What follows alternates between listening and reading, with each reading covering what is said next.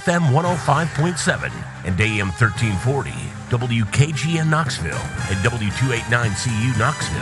Fan Run Radio. I guess there's a reason you listen to this show. I don't know. I guess there is. I guess there's a reason. Because last week we told you our information was that Tennessee, lo and behold, was going to have, they were going to have their permanent opponents, and it was all going to be here. And it's pretty interesting. Chris Lowe reporting today that Tennessee's permanent opponents going forward are none other than Vanderbilt, Alabama, which we already knew, and Kentucky. Which, hey, the SEC by the Vols, the SEC did the right thing, Spike Lee, by the Vols. They did the right thing, Spike Lee, by the Vols. So if you want to get in and talk about that, we can. But the SEC has released what they're doing. They've done the right thing, Spike Lee, by the Vols. And this is your Monday edition of your Tony Basilio show. And we're live with you today, breaking it down scientifically in your Raymere studio. And so we've got a lot to talk about today on the Monday edition. Obviously, we want to respond to this, and I'm going to give you a look-see at who else I think's on the schedule. And because we have pretty good information on it. And it's going to dribble out later today anyway. Now, tomorrow when they do the schedule reveal, I'll be on with TGMD. Brian will be with us, and C will be with us. But in the meantime, we can react in real time to Chris Lowe's reporting and look around the conference and say, okay, so league members have their assignments. They've kind of pulled a fast one on us here. This thing quit working. They kind of pulled a fast one on us here. And the fast one that they pulled on us is that the fast one they pulled on us here is that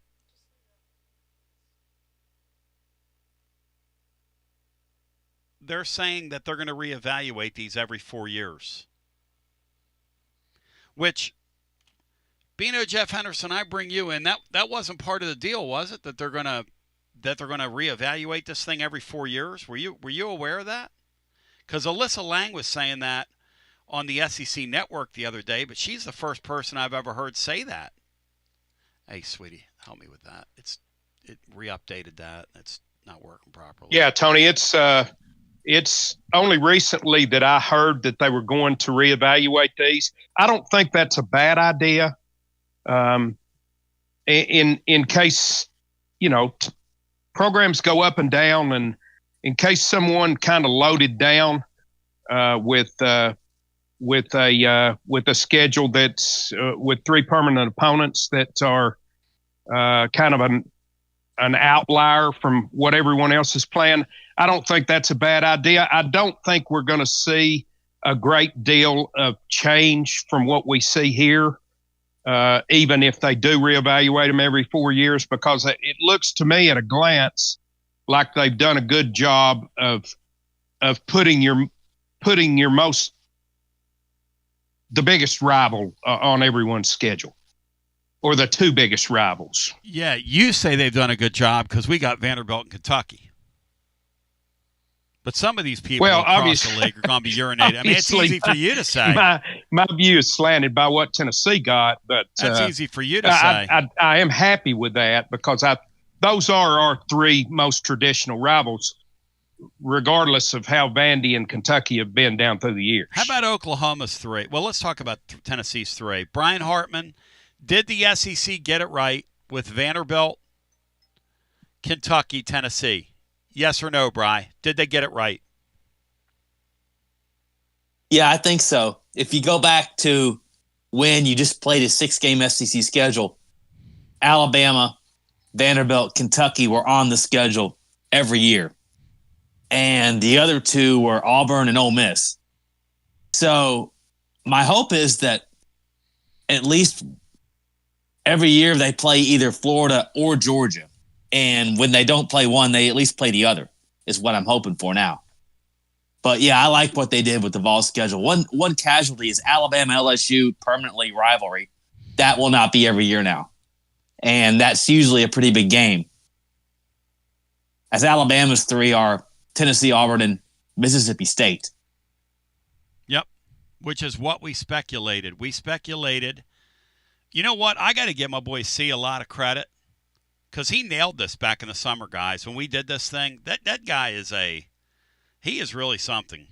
Like, look at Texas was the first team we closed, Bino. Texas A&M, Texas and Arkansas, Texas and Oklahoma. That's good for them, you know. A&M gets LSU, who's been down through the years, a permanent opponent of them, Missouri and Texas. Good for them. I'm loving it live, Bino. Yeah, I think those are good, Tony. And had you given Alabama LSU, then theirs would be Auburn, Tennessee, and LSU. And I think that would pretty easily be the one of, if not the toughest group of three permanent opponents that anyone received. And as we kind of speculated, Bino, they've taken the Vanderbilts of the world and they've used them to fill out dance cards. Which, you know what?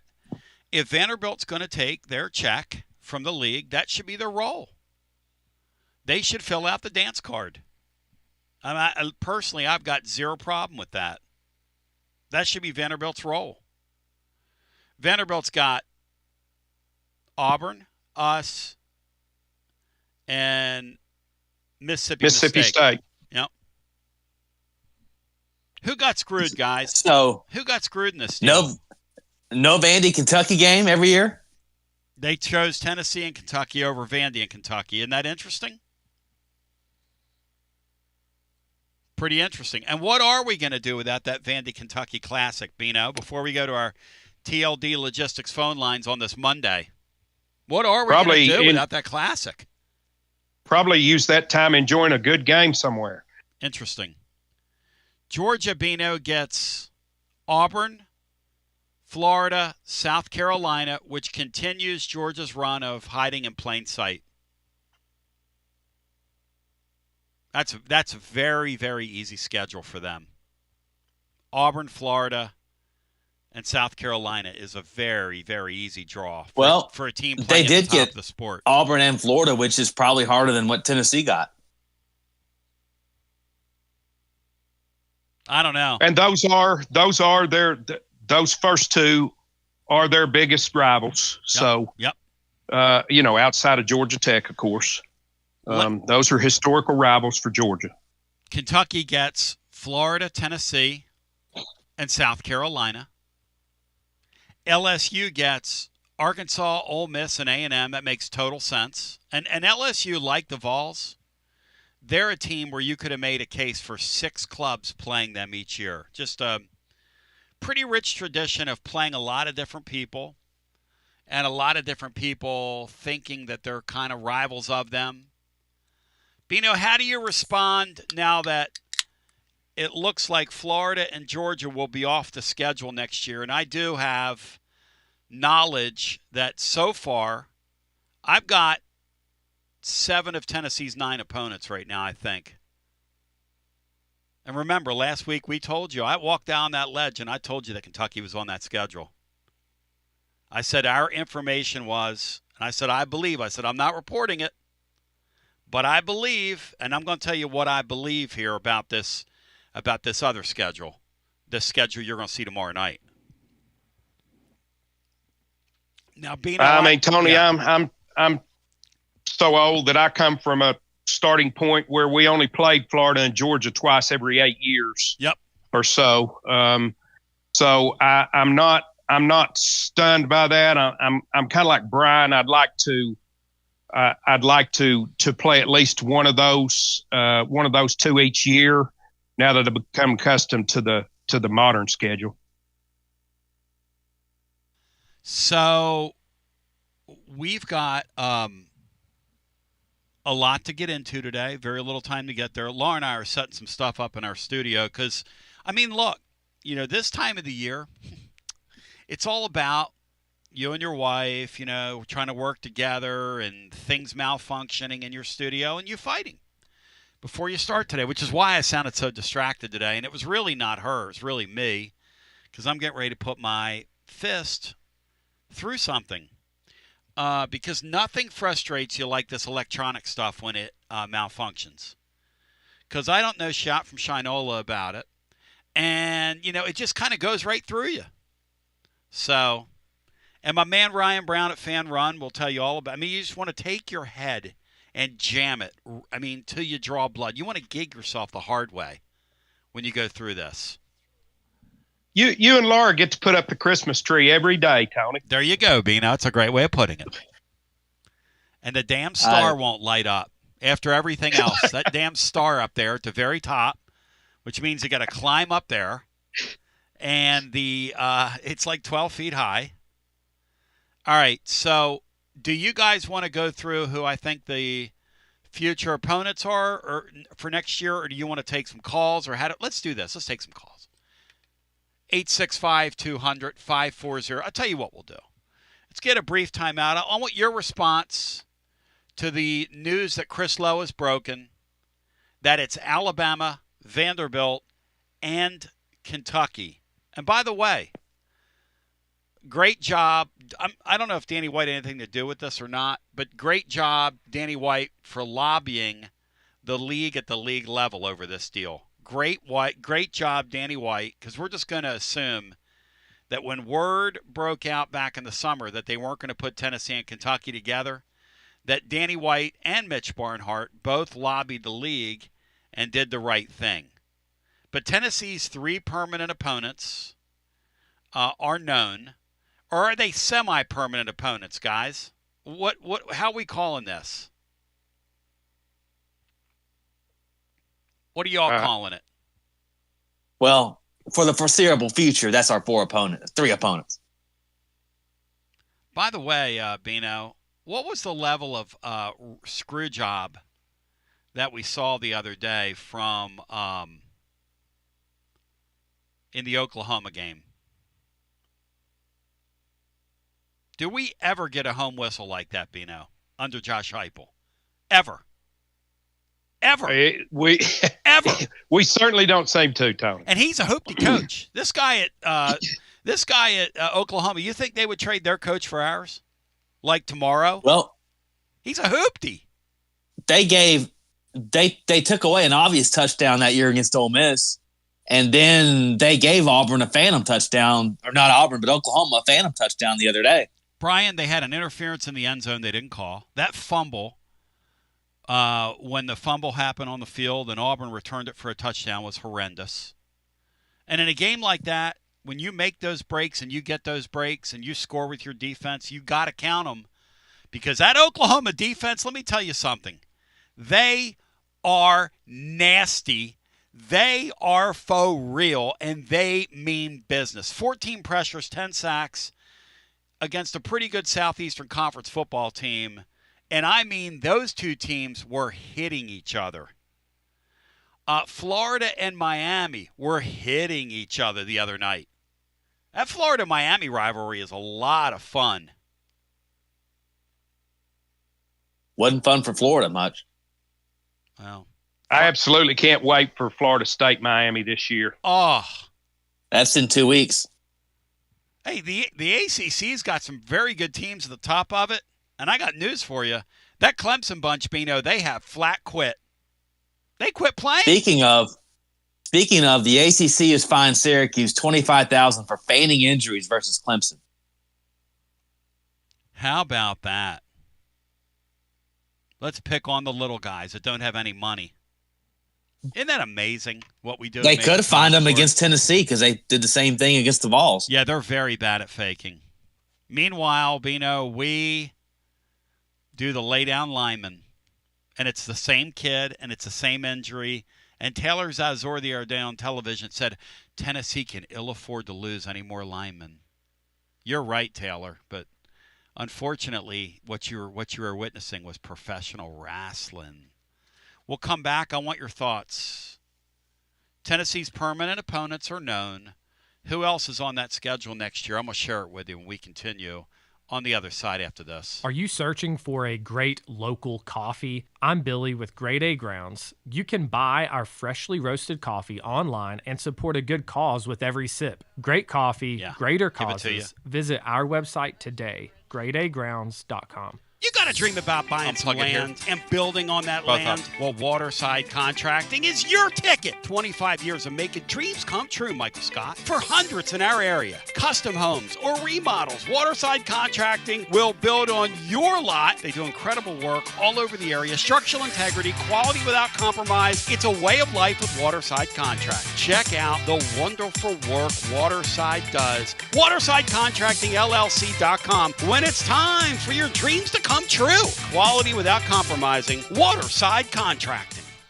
Preparing food for a big gathering can really take it out of you. That's why you need to call Calhoun's and check out their selection of party platters. Whether you're hosting a party for the big game, a reunion, or just an everyday gathering, a Calhoun's party platter is next level. Choose from Calhoun's always excellent chicken tenders, fly with Calhoun's wings, or boneless wings with a variety of dipping sauces, award-winning next-level melt-in-your-mouth barbecue ribs, or delicious spinach artichoke dip, or get one of each. Plus, if you're doing burgers or sandwiches, Calhoun's has lots of side dishes like spinach Maria, baked cinnamon apples, Smoky Mountain baked beans, or creamy coleslaw. Available in pints, quarts, and gallons. And to finish things off, pick up one of Calhoun's great desserts to go, including homemade cheesecake or key lime pie. Calhoun's, simply your go-to party headquarters. With 9 locations all over East Tennessee, you can order online and just pick it up. Calhoun's, one of the Copper Cellar family of restaurants, along with Chesapeake's, Copper Cellar, Corner 16, Cherokee Grill, and Smoky Mountain Brewery. Eat local,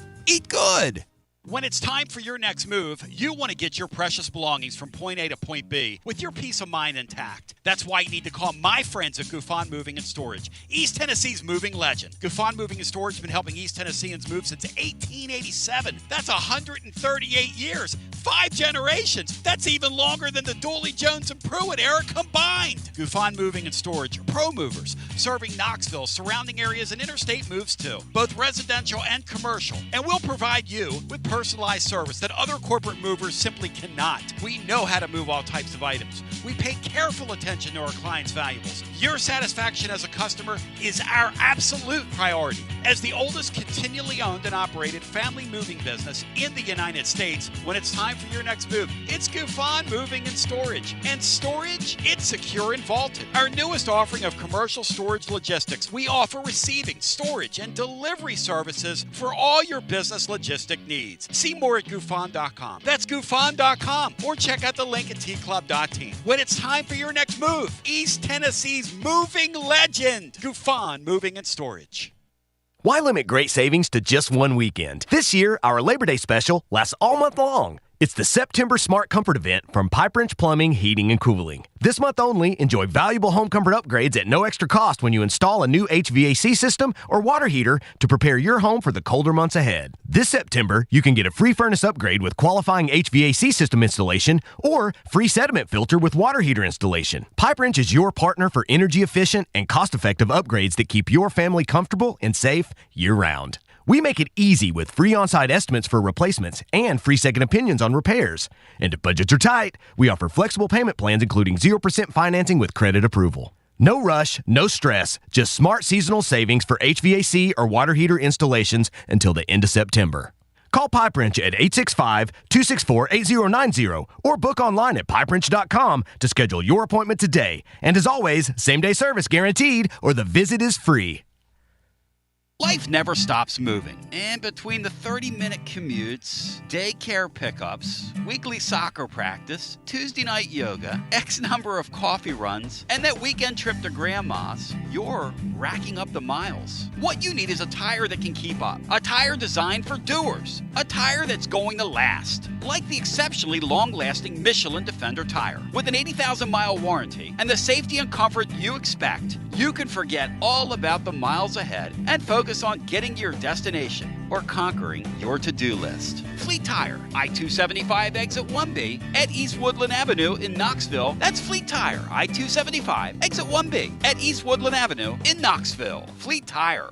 Inward Half is committed to the game and the memorable moments that happen in between. From the tee box to the tailgate, from the green to the big game. For the first birdie with Dad, the first big win with Mom. Friday night lights, Saturday superstitions, Sunday traditions. Fall into the comfort and unparalleled performance of Inward Half. This fall, enjoy the walk-in. Are you tired of hiding your smile because of crooked teeth? At Knoxville Smiles, we've got the perfect solution. Invisalign. No metal, no wires, just clear, comfortable aligners that straighten your teeth without anyone noticing.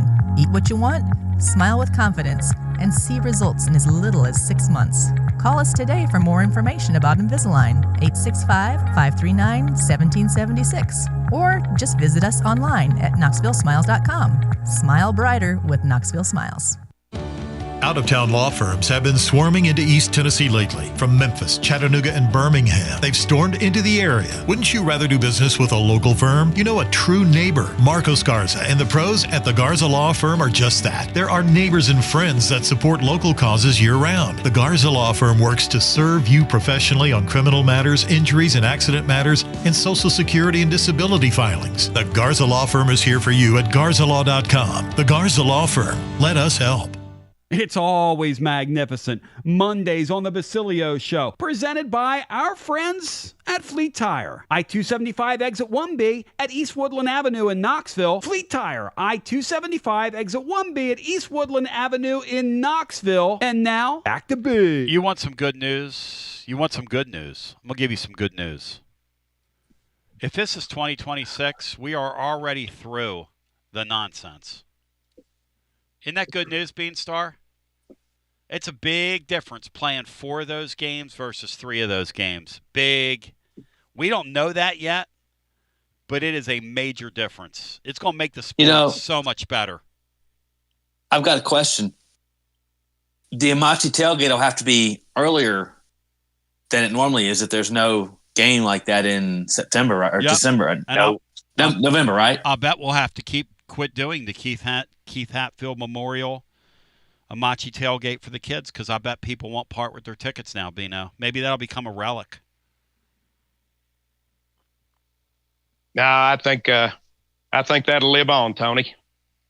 Maybe people will quit giving their tickets up. They're going to be so hard to get now. Maybe that'll be, just another. Danny White did say they were going to have 5 SEC home games next year, so yes. That's going to make the season ticket more expensive, I think.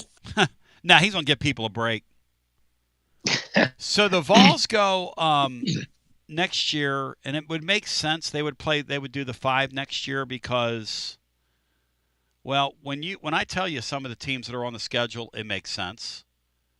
And then secondly, it's going to make sense because they play that game next year away.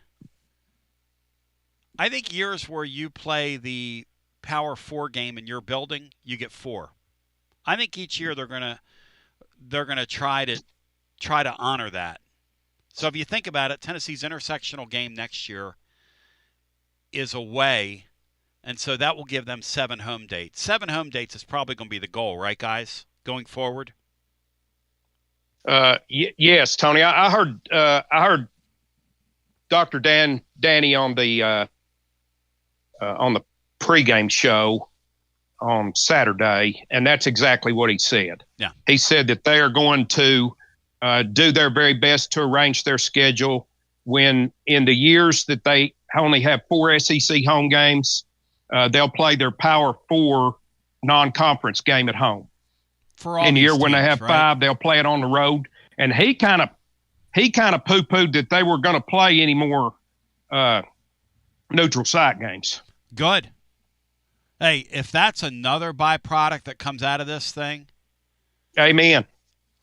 God bless it. So here's the good news.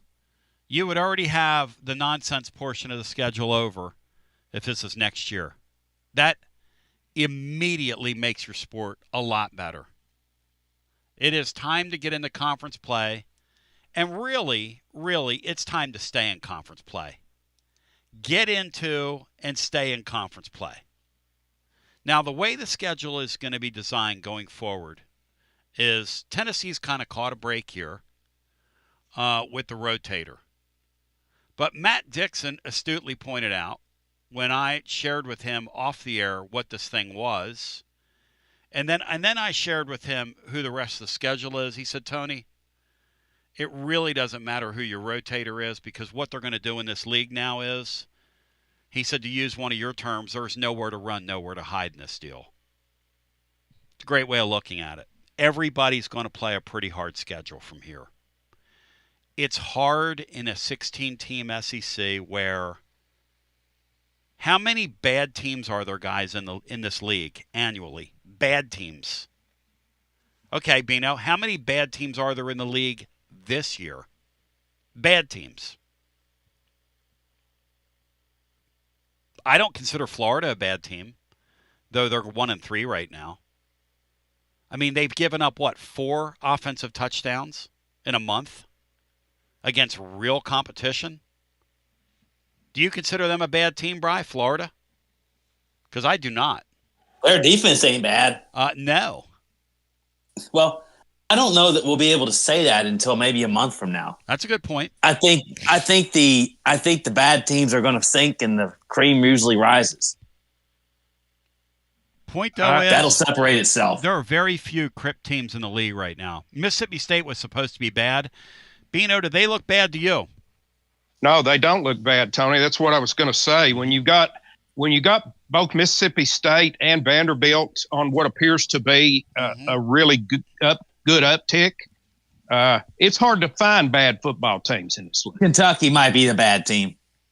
Our winners and losers talked me into taking as a power play the Vanderbilt game the other night against Georgia State. Now our winners and losers did go 2-1 in their power plays, and individually these guys continue to have great years. And we'll be back on Thursday with another edition of that. Thursday night we'll drop it over at YouTube. Presented by our friends at Dos Equis /VIP Play. I got to tell you, though. Vandy putting 70 on the board? And by the way, it feels like an alternate universe with that Vandy scoring 70. This is very painful for me to say this, Bino, but the ACC has the upper hand on the SEC right now as a television product, because there's no reason, if the ACC is allowing us to hear the replay official talk to the referee on the field, that the SEC can't do it. And I want to know why the SEC isn't doing it. What do they have to hide? I mean, I'm just asking for a friend. Why aren't we doing that already? You know they have the latest and greatest games and gadgets and technology. Bino, why aren't they doing that? You know, in an era where we're interviewing head coaches on the field, which is useless, during games, and the sideline reporters are, I mean, no offense, but they're borderline useless. Why don't you use your technology for something really real? Like allowing us to listen in to those two communicating and working this thing out.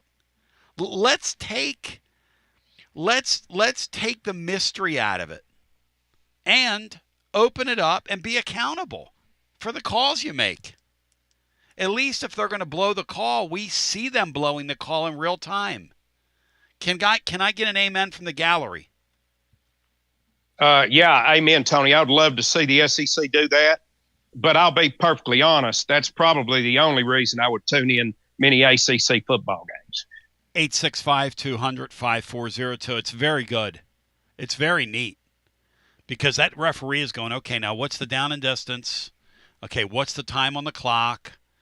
The official in the booth is conferring with him. He's not telling him what the call is.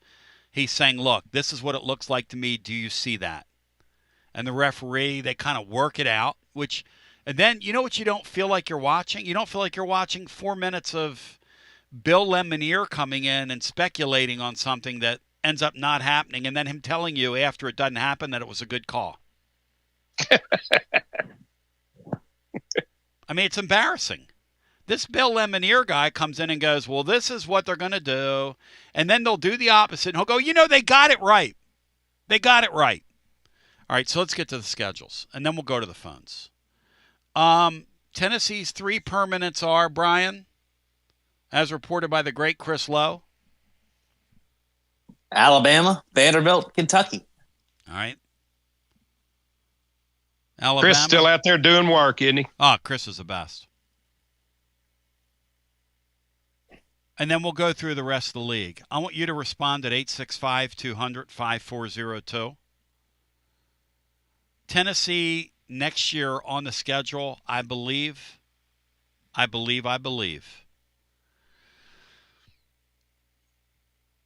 Bino, I'm going to go through these individually, and you're going to give me a yes or an ouch or a that's cool. Are you ready?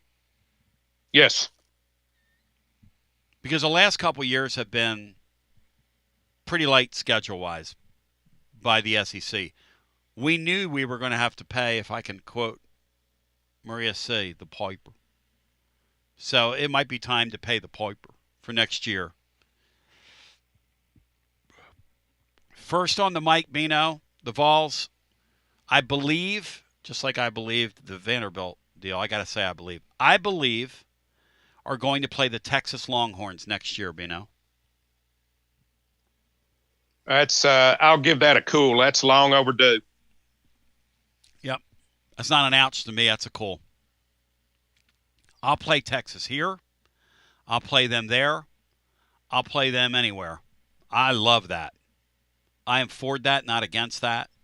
And now that Arch has gotten his groove back because he's back trash talking, as the media wants us to believe, after playing Sam Houston State. I mean, my God, they look worse on defense than UAB did the other day. The second team that I believe is on Tennessee's schedule is Texas A&M. What is that, Bino? That's define ouch. What is ouch? Ouch means ouch. I'd want to play one of the two every year and not both in one year. That makes sense? Yeah, we're doing the Texas two-step. Yeah, it does make sense, Brian. What is an ouch, Tony, before we go further here? Ouch makes you say ouch. You now that we're getting into the schedule, you go ouch. You go, okay, Texas was cool. And then when you add A&M to it, I either say cool, that's great, that sounds fun, or ouch.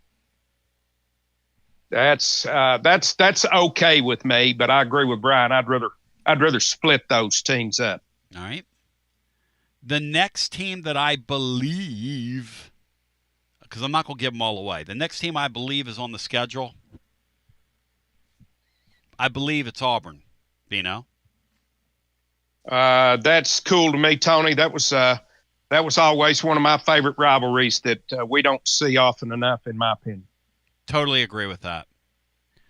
So far on next year's schedule, we have Alabama, Kentucky, Vanderbilt, Texas, Texas A&M, and I believe Auburn. Now, John Adams, are you sitting up straight? Because to go with Texas, Texas A&M, and Auburn, I believe you're going to see LSU. I believe you're going to see LSU. Bino, would you agree that that is a little bit of a step up? And we don't know who the other two are. The other two, when you start looking through it, okay, let's just kind of speculate here. Bri, you're good at this. Let's say it's our three of Alabama, Kentucky, Vandy, right? Let's say Texas A&M and Auburn are on it, along with, I believe, LSU. Who's that leave, Bri? Who else is out there? Well, that you got 2 teams now to fill out your dance card with. Who are the 2? It will have been 5 years since they played this team. I think Ole Miss would be one. God, what a hard schedule that would be. You imagine that, Bino, if you got Lane Kiffin and Ole Miss? Yeah, now all those together would be an ouch. Is there a chance, guys, they would flip a Georgia and a and or a Florida on the Vols? Could they do that? I think Brian's wish is going to come true. I believe we're going to play either Georgia or Florida each year. Yeah, I don't think we'll play both. Also, you got South Carolina that they could – that's another one. Oh, you're exactly right. Here's the trouble with the league right now. I'm looking at who those other 2 teams – here again is what I believe the schedule's going to be next year. I believe – and by the way, this stuff's going to leak out later. I was talking with a friend of mine over the weekend who was like, you need to do a Tuesday thing. I said, oh, yeah. We'll be on Tuesday. Because when you see it, you get to talk about it in its totality. So as soon as the SEC, what's the SEC announcement, Bri, tomorrow? Do you know what time they're releasing that? I think it's 7. I think it's 7 after the Feinbaum show. So we'll be on with you. We'll be on with you wherever you're finding us. We'll be on with you on our coordinates over at tclub.team and our socials and all that stuff. We're now on social media. And so Clone does an incredible imitation, by the way. Again, this is what we believe will appear on the schedule next year. And remember, I believed that Kentucky was the 3rd team, but what do I know? I believe you're going to see Texas and Texas A&M on this schedule. I believe you're going to see Auburn and LSU on that schedule. And then there's 2 more to go with the 3 permanents. And Bino, that ain't your 2024 and that ain't your 2025 schedule. That is a brutal schedule when you think about it. That is really hard. Yeah, absolutely, Tony. And I don't think you're going to be able to tell much difference between anyone's schedule in the SEC anymore since it's gone to 9 games. And that was Matt's point. I gave Matt a look-see at that last week, and he said, Tony, I got a hint for you, buddy. It doesn't matter who your permanents are because everybody's going to get put in the meat grinder in this deal. And listen, Tennessee also plays a salty Georgia Tech team that is a program on the rise. Right down there in Atlanta.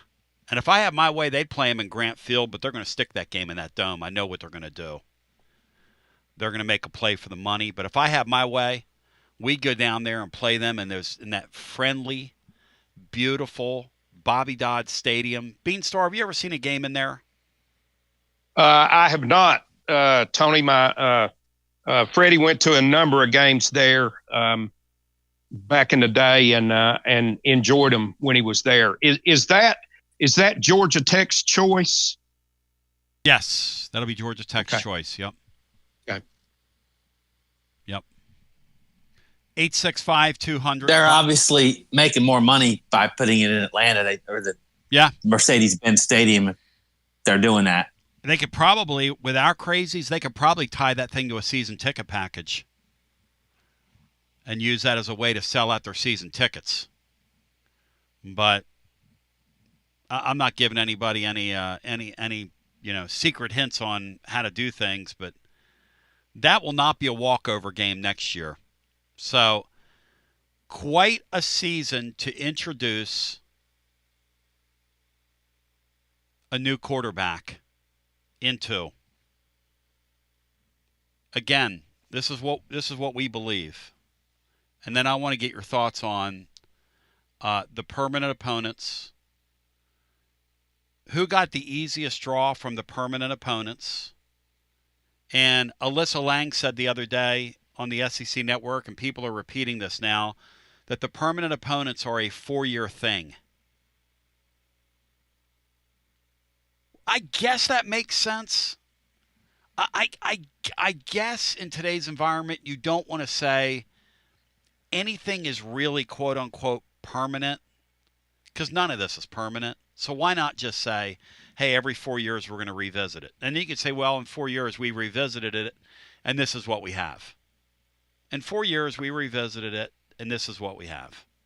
I think basketball's permanent home and away that's been redone and done and redone over again too. So yeah. Of course, nobody cares about basketball to the extent they care about football. You can mess around with basketball schedules all day long, and people are going to go and watch basketball because it's a tournament sport, and you don't set your watch by it. And look, I love college basketball, but this kind of thing here is something that it will be debated and talked about and commiserated over a Dos Equis on the back porch by many, many a person. I don't think there's anything wrong with a reevaluation, Tony, as long as it's not abused. This is it's a brand new world here. So give it 4 years and see if you need to tinker it with it a little bit. Hey, Tony, real quick, something that you all were talking about the other day that piqued my attention. And that's you were talking about going out every year and finding a veteran quarterback like Joey Aguilar as just that's your plan. That's what you're going to do. And then you tied it in with if Joey got an extra year of eligibility, would you bring him back? I think both those things are real interesting. But I was thinking at the time you said it, if you make it your plan, you've got these kids signed, you've got one of the top quarterbacks in the country coming in next year. If you make it your plan to go out and get a veteran quarterback and bring him in here ahead of these kids you're bringing in, then that better be your plan every year, because I'm afraid that you're not going to sign a kid the level of the kid that we've got from North Carolina. Yeah, that's right. I think they'll go somewhere else. And it's a real interesting discussion that Tennessee fans are having, because all you got to do is show me that the star system is kind of a farce, which it is a farce, by the way. Mm-hmm. Yeah. I mean, there's a lot of five-star guys that cannot play. Not only aren't they good college quarterbacks, they can't play. The bust rate on those guys is like 35 to 40% if you go look it up. I mean, and by bust, we mean you can't play. Like Dan Kendra was the greatest player in the world back in the day, ended up a fullback. Who was the guy? There was a guy out of Louisiana who was thought to be one of the greatest players ever, and he signed with Brock Florida. Berlin. Brock Berlin couldn't play at all. Yeah. There was a guy by the name of Bobby Sablehouse who was a five-star kid from Maryland. He couldn't play a little bit. There have been so many of those guys. So many. And for whatever reason, Bino, our head coach has proven that he can't evaluate them for his offense. It's really odd. Yeah, thus far, I don't think you could argue that very much. The other side of that was, Tony, and I may be speaking out of both sides of my mouth, but I would feel differently about Joey because he's been here and he's earned the opportunity to come back another year if he gets it. Oh, of course. That to me is not like going out and dragging in someone who hasn't been here next year to put in front of McIntyre and Faison. Well, the bottom line is, if you in a perfect world, if you got Aguilar for 2 years, obviously you're taking him back, and you're not worrying about who's transferring. I agree. You're saying you guys got to deal with that. I think the funny thing about Tennessee right now with the quarterbacks, Bino, is this Merklinger guy and them pretending that he's the backup, because that's all that is pretending at this point. I mean, I hate to put it that way. Thrody said it today in the blog. He's right. The guy can't play in this offense. I don't know whether he can play, but he's another example of a guy that doesn't fit that offense. He is looks like Nico in the offense. John Adams said it the other day. John's right. And that's not – look, that's no offense to the kid, but the kid looks uncomfortable in that offense. really odd, isn't it, guys? Does he look comfortable to you, Bino, in that offense at all?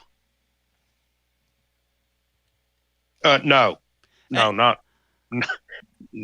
from what we've seen today. No. And do you believe the narrative that he was pushing Nico in the spring? Do you believe that? Because I don't. I didn't at the time. I just don't believe that. Let's go to the phones. 865-200-5402. There's a lot to digest today with what Chris Lowe's reported over at On 3 as he broke the story about the 3 permanents.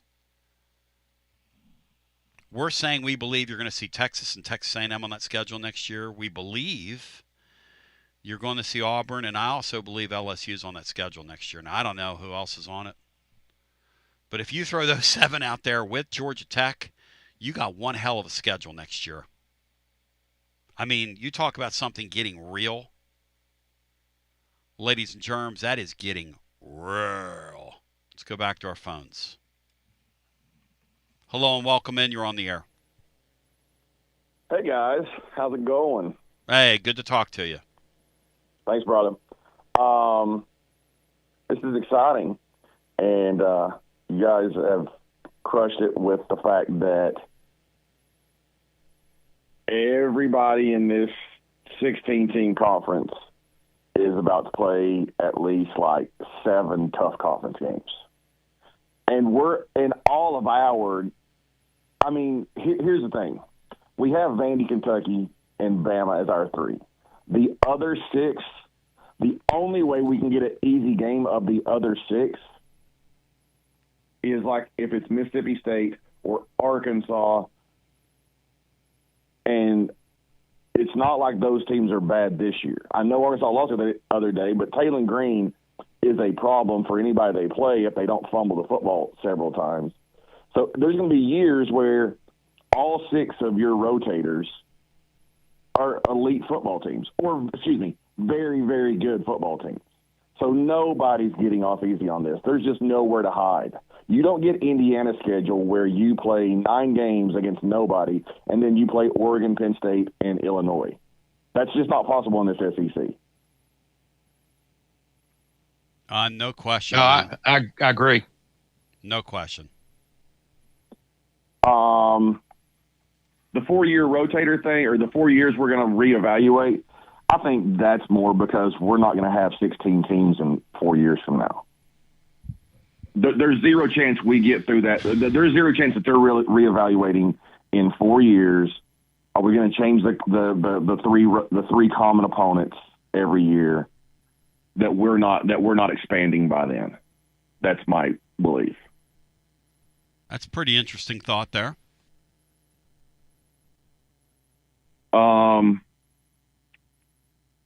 And as far as like quarterback situation, like with Joey and going in the portal next year, and you guys were talking about if he could come back, I don't know that he challenges. I don't know that Pavia is that people actually challenge. I don't know that anybody challenges it. But at some point, some kid's going to win in court on this thing. Some kid's going to take it in front of the right judge, and they're going to win being able to play more than 4 years of college football. Because there's just no legal reason why the NCAA can decide that you only get 4 years if you're in good academic standings and you're pursuing some kind of degree, and you can make money doing it. And by restricting you, you're breaking antitrust laws. So somebody's going to beat it in court eventually. I don't know who it's going to be. And some kid's going to challenge the whole 1 portal a year rule. Sure they are. And beat that too. Sure they are, because these people will just not belly up to the bar and do what they've need to do, man. It's a shame. Selective bargaining, brother. It's dumb. Hey, let me throw you this out at you, Tony and Bino, and I want your guys to get a take on this, because I've actually been thinking a lot about UCLA fired their coach. There's a quarterback out there that we all assume is going to go in the portal. We know he talked to 4 teams. I started trying to figure out where he could play football.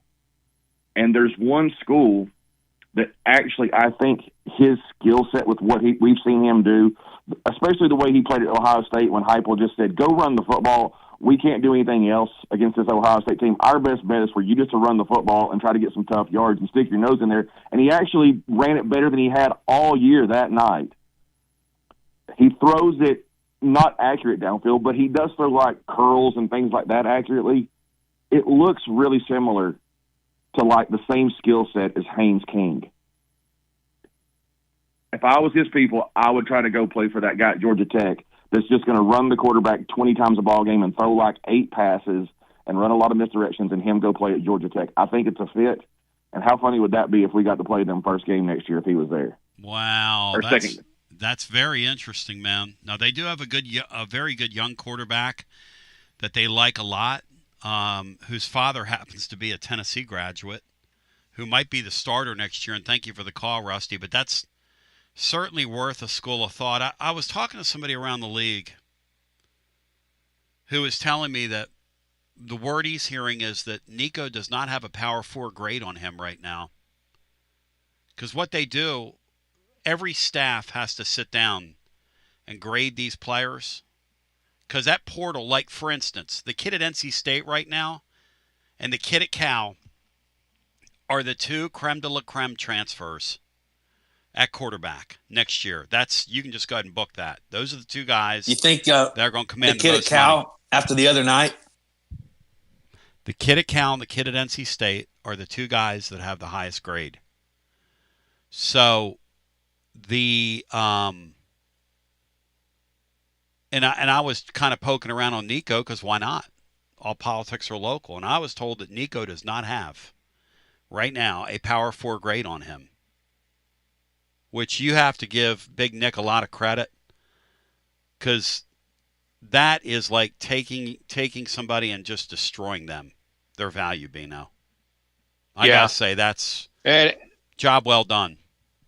Tony, where I would push back a little bit on Rusty's thoughts about going to Georgia Tech, I think, and it's understandable, I think that Nico's family and his group of directors, whoever that is, have a lot higher opinion of him than most.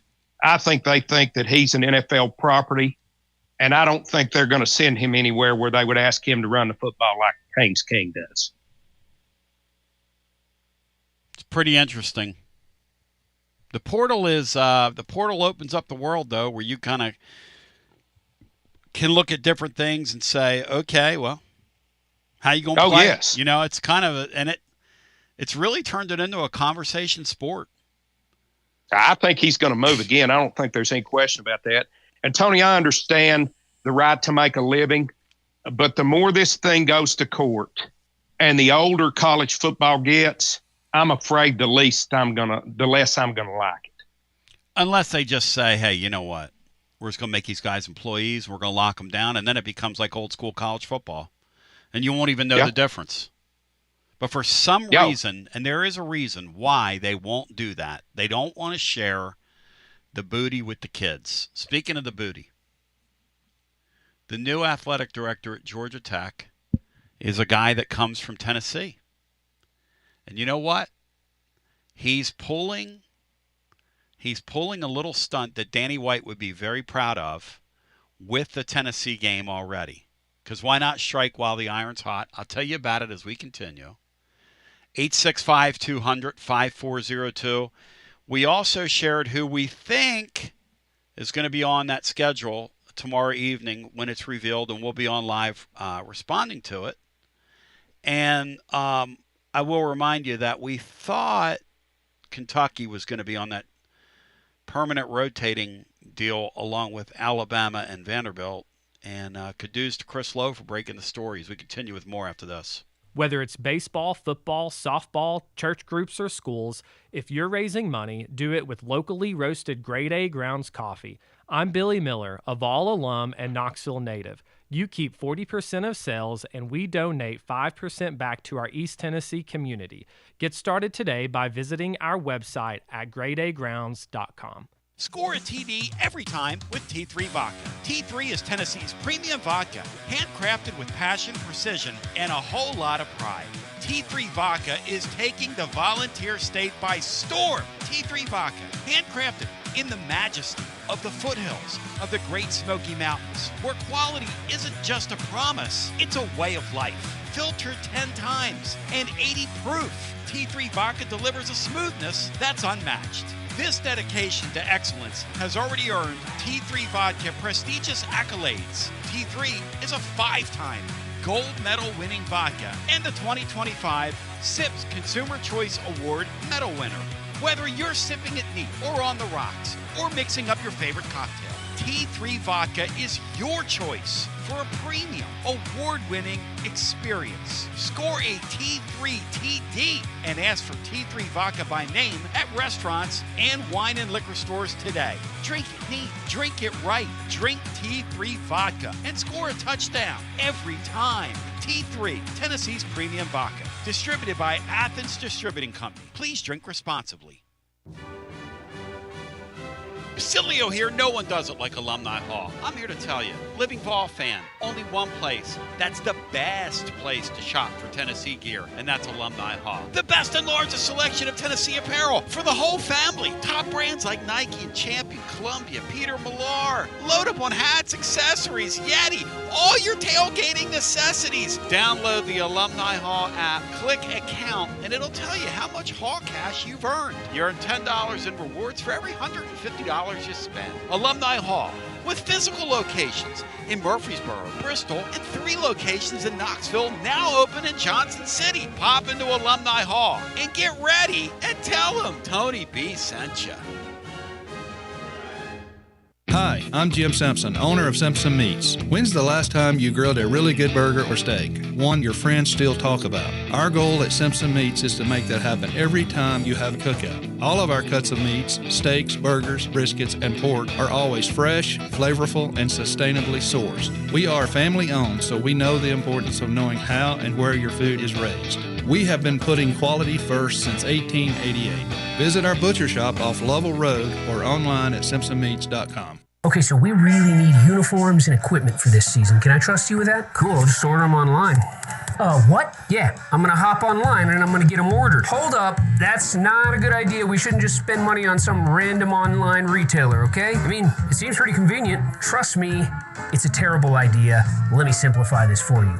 SM Athletics. Okay, how do you pronounce it? SM Athletics? They're the go-to for uniforms and equipment, whether it's for universities, high schools, youth leagues, you name it. So why wouldn't you rather go with professionals who can guide us through the process, design the perfect uniforms, and deliver the best equipment? Yeah, I guess that makes sense. What's the name again? SM Athletics. Right. It's definitely smarter to go with a company that emphasizes customer service, fair pricing, and, of course, excellent products. Exactly. So, yeah, I guess it's settled then. For uniforms and equipment for all sports, it's SM Athletics. Yeah, it's another day, but what kind of day is it really? A day of doom scrolling? Laundry day? Nah, it's a White Claw day. Light and refreshing tasting, uniquely cold way filtered. There's an iconic flavor for everyone. So grab a pack, grab your friends. Make the most of each day with those who matter most. When you're together with White Claw, every day is a once-in-a-lifetime experience. You just gotta grab it. White Claw. Grab life by the claw. Please drink responsibly. Hard seltzer with flavors. White Claw Seltzer Works, Chicago, Illinois. Got a problem tree looming over your home? Call ECR Total Landscapes. Whether it's trimming, removal, or storm cleanup, our certified pros get the job done safely and efficiently. We're licensed, insured, and ready 24/7 for emergency calls. Big or small, we cut them all. ECR Total Landscapes. Call now for a free estimate, 865-384-2012, and mention promo code FANRUN for free stump grinding on any tree removal now through the end of the year. Also, visit us at ecrtotallandscapes.com. Basilio here for Budget Transmissions. TGMD, the great Matt Dixon, took his Ford Escape to budget, and like our Gold Bullet back in the day, it was a total mess. And now, Matt's back in the game. He's got a new transmission, axle, wheel bearing, both radiator hoses, engine mounts, coolant hoses. I mean, his Ford Escape was about to escape to the junkyard, but he didn't begrudge it. He took it to Budget, and now he's on his way back to Omaha. Budget Transmissions, over 30 years in business, conveniently located in Bearden. All extended service contracts are honored. A gold certified Repair Pal member. 865-584-4391. 865-584-4391. Budget Transmissions. Don't begrudge it. Take it to Budget. Hey there, Basilio family. Jennifer Morris here with Keller Williams Realty. The countdown to fall football is on. Is your fall plan missing the perfect home to watch the Vols make another playoff run? If a new view is on your game day checklist, I'm ready to help you find it. Don't wait until kickoff. Give me a call today at 865-694-5904 or visit my website at nextmovesmokymountains.com. That's nextmovesmokymountains.com, and go Vols. Josh Collins at Collins Insurance Agency. At Collins Insurance, we strive to ensure our customers receive better coverage along with bigger savings. Our community is important to us. We want to provide exceptional service to our customers. Anybody can provide great rates, great coverage, but can you also get great service? And hey, don't just take my word for it. What's up, everybody? Zakai Ziegler here. My family turns to Collins Insurance Agency for the best service, coverage, and price. So don't just go online and get some random insurance. Experience the Collins Insurance difference. Like he said, experience the Collins Insurance difference. CollinsInsuranceTN.com. CollinsInsuranceTN.com. And hey, their Mama ZZ approved. CollinsInsuranceTN.com. Thank you to Josh Collins and ZZ. One more thing, Tony. Go Vols! It's always magnificent. Mondays on the Basilio Show, presented by our friends at Fleet Tire. I-275 exit 1B at East Woodland Avenue in Knoxville. Fleet Tire, I-275 exit 1B at East Woodland Avenue in Knoxville. And now, back to B. Well, I mean, let's go, right? It is a wild day. There is a rumor percolating that Bruce Pearl, who a couple weeks ago gave an interview and said, look, I've done everything that I can do in major college basketball. And, you know, I've been to a Final Four, and if I don't win it, who cares? And, you know, he just basically said, I'm done. There's a rumor out there he's getting out, and Auburn's elevating Bino, Stephen, effin' Pearl. Does Bino have a thought on that? Does Bino have a thought on that? Yes. I like our chances better against Stephen than against Bruce. I told you these schedules are starting to leak out. I think I've got a leak for what Tennessee's schedule is next year. I think. But I don't know if I want to share it. Let's go to the phones. I'm running it up a few flagpoles here. But essentially, they're telling these schools, it looks like they're doing these things in 3-year increments, 26, 27, 28. And I think I have the schedule in front of me. But who knows? Maybe at some point this hour we'll leak that out if I get word that that's in fact what this thing looks like, where it looks like it's going. But let's go back to our busy phones nonetheless at 865-200-5402. Before we do that, though, one other thing. So we were talking about what's Georgia Tech going to do next year with that game. And if you remember Danny White on the pregame show on the newly reconfigured Vol Network, said that Tennessee next year will have 5 SEC home games, 4 on the road. That is what I have in front of me, 5 and 4. We were talking about what Georgia Tech would do with that game. A source just reached out to me. You know, people are just listening, you know, and they bless us with stuff, and I share it with you.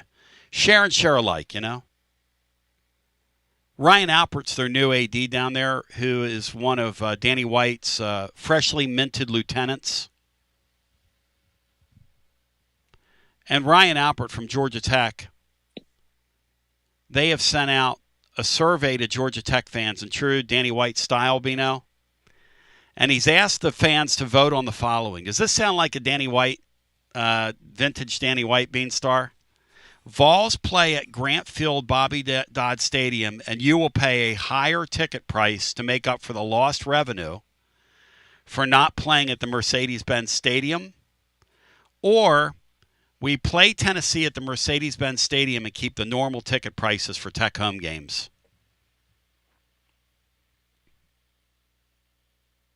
Yeah, Tony, I don't know if that's the Danny White playbook or today's AD's playbook. I don't want to put too much on Danny, but that sounds pretty typical for athletic directors today. The apple does not fall far from that tree, and these guys make no bones about it. It is about the D-Shay Mo-Nay. Not much else. Nothing more and nothing less than the D-Shay to the Mo-Nay. Back to the phones we go. Tony, I've put on I took a different direction with AD, starting with Danny White, because they have most of the decisions they make, we're not going to like, because they're truly not sportsmen. They're businessmen. That's the reason they're in that position. But the one thing that I will jump him about is you cannot limit access to the vast majority of the people attending a football game by taking away gates from them to appease those few. You can't do that and not create something that's kind of an unsafe environment. I think that's a fair statement. Obviously, they're going to tell you that what they did over the weekend worked. I mean, that Oklahoma game. We'll see. Yeah, that Oklahoma game is going to be a real tester of that. It's going to be a real tester. We'll go to our phones and get our next call in at 865-200-5402. Hello and welcome in. You're on our Monday edition. We're talking schedules. Apparently, Bruce Pearl's getting out. It's all hitting the fan today on a Monday. Hi, welcome in. Hey, Tony, what's going on, man? Hey, Josh, welcome in, my brother. Josh. You know, we talked earlier in the season about this 3 permanent opponents, and everybody seemed to think Texas was the easiest choice, but I mean, Tennessee was just as easy. And to me, as long as I know they're going to look at this in 4 years, but as long as there's 3 permanent opponents, we're going to play those 3 teams. The Kentucky game is 1 game away from the oldest rivalry in the whole conference, and you're never going to drop Bama or Vanderbilt. And I agree with Matt. It makes absolutely zero difference. It makes zero difference money-wise. It makes zero difference anything. You're just going to make up the difficulty of your schedule and your rotators. I mean, they're going to try to equal these schedules out, and it's a lot easier with a 9-game schedule. So I think in 4 years the SEC will be a lot more than 16 teams. I think it could be 20 teams, but as long as there's 3 permanent opponents, I think we're going to always play those 3. And I'm glad to see it, Tony. At least, they done one thing that made sense that I've seen in the last few years. So, well, as long as you can do it, right? Now, if your league expands by many more, I think eventually the league's going to expand and you're going to have the old Southwest Conference with a piece or a remnant of the ACC, along with the SEC, kind of under the same umbrella calling themselves the SEC. And I don't know how big the league's going to be, but I think eventually that's where this thing goes. And so it's kind of interesting and it's kind of fun all at the same time. You know, You might get the original 10 SEC teams back in the same division again. That's right, Brian. That's what you need to do. And then you let the Southwest Conference and a few of those ACC teams, let them have their own deal. And then play a championship game at the end of the year. And most people would go for that. And as far as Georgia Tech, I would love to see it in Bobby Dodd Stadium. Bobby Dodd is a Tennessean. He is from Kingsport, Tennessee. There's tons of history with Georgia Tech. We need to definitely – I wish we could get home and homes with Georgia Tech again. Big rivalry. Yep. Tony.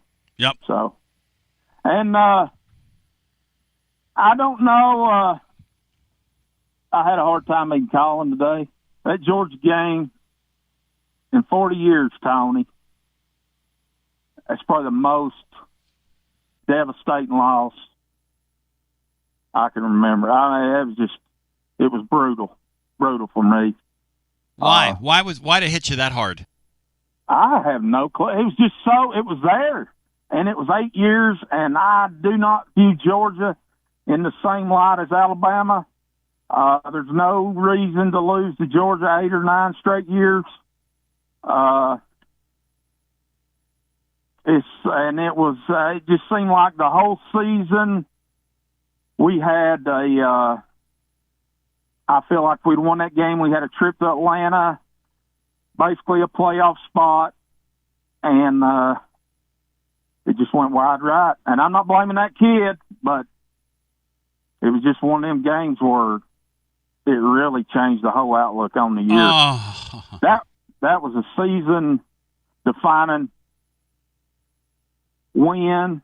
That would have been remembered we'd have talked about it for years to come, Tony. Now it's, oh my God, it's just still difficult to even, I don't know. It's hard for me to get over that one.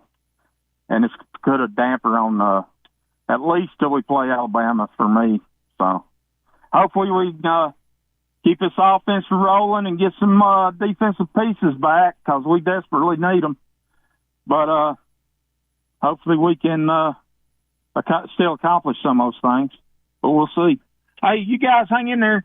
Thank you, brother. Josh Heupel going to join here in a couple minutes. We'll take his press conference. He'll be brief. He always is.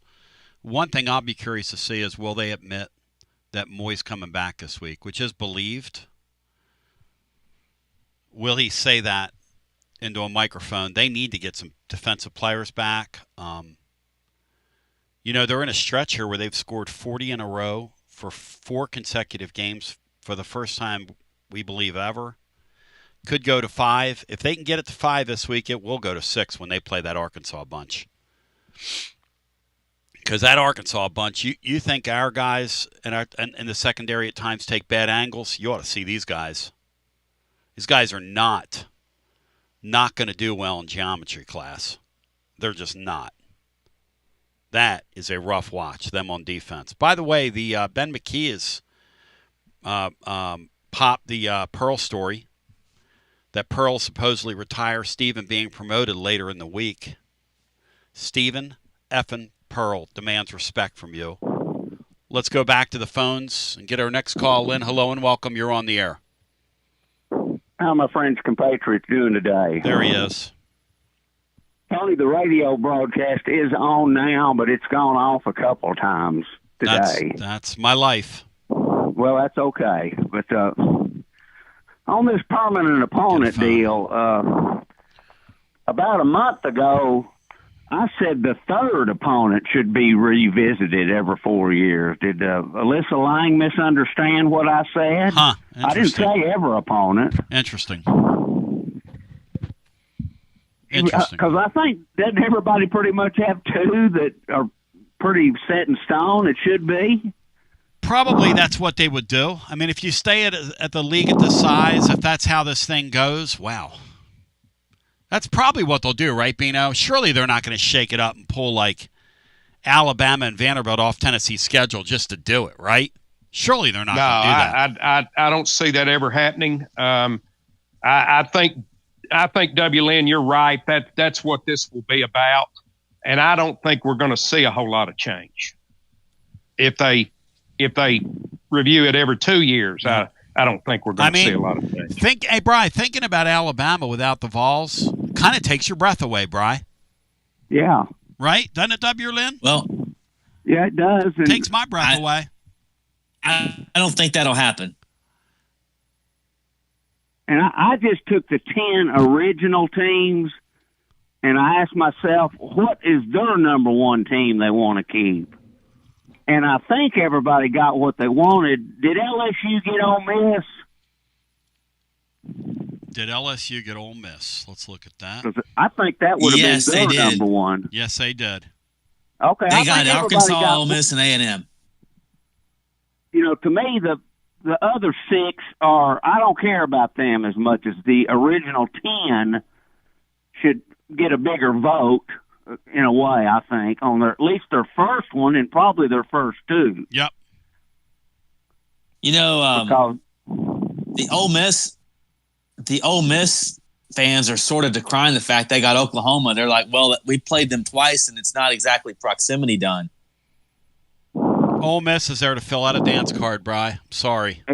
Amen. Amen to that, Tony. That's those people can't complain about nothing. No, let's get real here. Because if we ever go to a super conference of maybe 25, 30 teams, I don't think Ole Miss and Mississippi State would be in it. Do you? There you go. You know, so they're lucky to be hanging on right now. Yep. But, you know, the ACC did what I proposed, you know, over the last year, the 8 conference games and 2 Power 4 for a 10 Power 4 schedule, which I think we may wish that we had done that. I took every road game we've ever played, Bino, since you and I started following in 1965 up to 2008. And that percentage of wins is 60%. You convert that to 5 road games, that's going 3-2 every time we have 5 on the road. And that's from 1965 to 08. I didn't go beyond that. We're 60% on road games from 1965 to 2008. What do you think, Bino? And that'd be 3-2 with a 5 game on the road. 60%, Bino. Yeah, I'm sure that number's correct. I'm actually a little bit surprised that it's that high. Hard to win on this road in the league, guys, isn't it? Yeah. And that's why we got to get to 16 teams, because we're going to have a lot of 9-3 on the bubble teams this year, and with 16 teams, most of us would be in. And I'm not for the old SEC. I'm thinking of us, Tennessee. Oh, yeah. But we're going to beat each other up. Oh, sure we are. I mean, Iowa State, for Pete's sakes, they're the top Big 12 team at the moment, and they're ranked 13th in the last poll. Yeah. Polls, we're in an era where polls just don't mean anything. Which Yeah. is kind of interesting. Like Illinois was 8 coming into the weekend. Did Illinois look like the number 8 team in America to you, Beanstar, Saturday night at Indiana? They look like the number 8 team in the Big Ten. Because they look like the number 8 team in the MAC. They were power rated like in the mid-30s. Yeah, they're terrible. You know, and it's like the SEC doesn't have teams like that. No. This year. No, it doesn't. You know, yeah, but Mississippi State's doing good this year, but next year Kentucky might have a winning record. I mean, you just never know in the SEC. Bino's going to have to begrudgingly admit, though, that the guy at Indiana can coach. Bino's going to I've never said he couldn't coach, Tony. I think he's a great coach. I think he's a Richard, but I think he's a very good football coach. A Richard in Murfreesboro, Bino? A Richard in any city. But not a Richard Dale Barnes, though. W. Lynn, anything else for us? If Stephen F. and Pearl starts head coaching at Auburn, boy, I'll pull for the Russians and the Taliban against them from now on. Stephen F. and Pearl's pretty off-putting, as they say in the trade. And that's only by people that know him. 865-200-5402. We're awaiting Josh Heupel today over at UT. On on the call for the Mississippi State-Tennessee game is Dave Neal, Fozzie Whitaker, Morgan Uber. We got a Fozzie and an Uber. Say it again, Bri. Dave Neal, Fozzie Whitaker, and Morgan Uber on the call for the Tennessee-Mississippi State game. My Roan. Let's go back to the phones. 865-200-5402. Hi, welcome in. You're on the air. Hey, Tony. How you doing, brother? Hey, welcome in, Greg. Hey, I looked over the scheduled 9 games for the Vols. Of course, Alabama, Vandy, Kentucky. I kind of figured those 3 would be in that category. I've got Mississippi State. I got Auburn. I think I told you before, Auburn I thought was a team that should have always been in there. It's been too long, like Bino said, that Tennessee's played them. Back in the day, great rivalry, in my opinion. Would love to see them back. I would love to see Texas added. I would also love to see Georgia staying on the schedule. I think they are just as good as having Alabama every year, in my opinion. Then I get to the point where I'm not sure about Florida. Arkansas was a big rival back then as well. I think Arkansas should be in there, and I don't know if I would keep Florida, Ole Miss, Missouri. Probably Missouri would not be on my list, but not sure about LSU. Maybe every other year or so play LSU, but that's what I'm thinking about the 9 teams. So I'm not sure what they'll do, but anyway, I also wanted to quickly say what a pleasure it is to listen to Mike Keith and watch the games. I don't care who does the game on TV. I'm not hearing them anyway. Mike in the game does a great job. I love how they refreshed it with the outros to the broadcast stations doing the commercials on their side. I love that little outro they've got for them that they've added to it. Sounds like a Titans game when Mike was there. But Larry Stone was a fantastic grab. He's a great guy on sports. I loved hearing him when he was with them earlier in Titans years. But love the Vol Network even better now, man. It's great to hear Mike Keith. That's all I got. Thank you, my man. You know, the great Brandon Parks will be glad to hear that because, look, anytime you take something that has the history behind it that they have, and they've been kind of doing like the same old for so long. I mean, they were running the same intro music since I was in school, Bino. I don't know how old that intro music, like last year they were using, was, Bino. But that goes back to at least when I was in school. And it's got to go back further than that, right, Bino? I mean, that thing had, I don't want to say gotten stale because I don't mean that the way it sounds, but that thing needed a fresh coat of paint. It really did. Yeah, I agree, Tony. And I don't, it's been a long time since I consumed the game on the radio. Yeah. The way that I once did, the way that you once had to. But I intentionally went out for periods of the game on Saturday. I didn't attend. I watched it from here at the house. I intentionally went out and listened to Mike's broadcast some, and I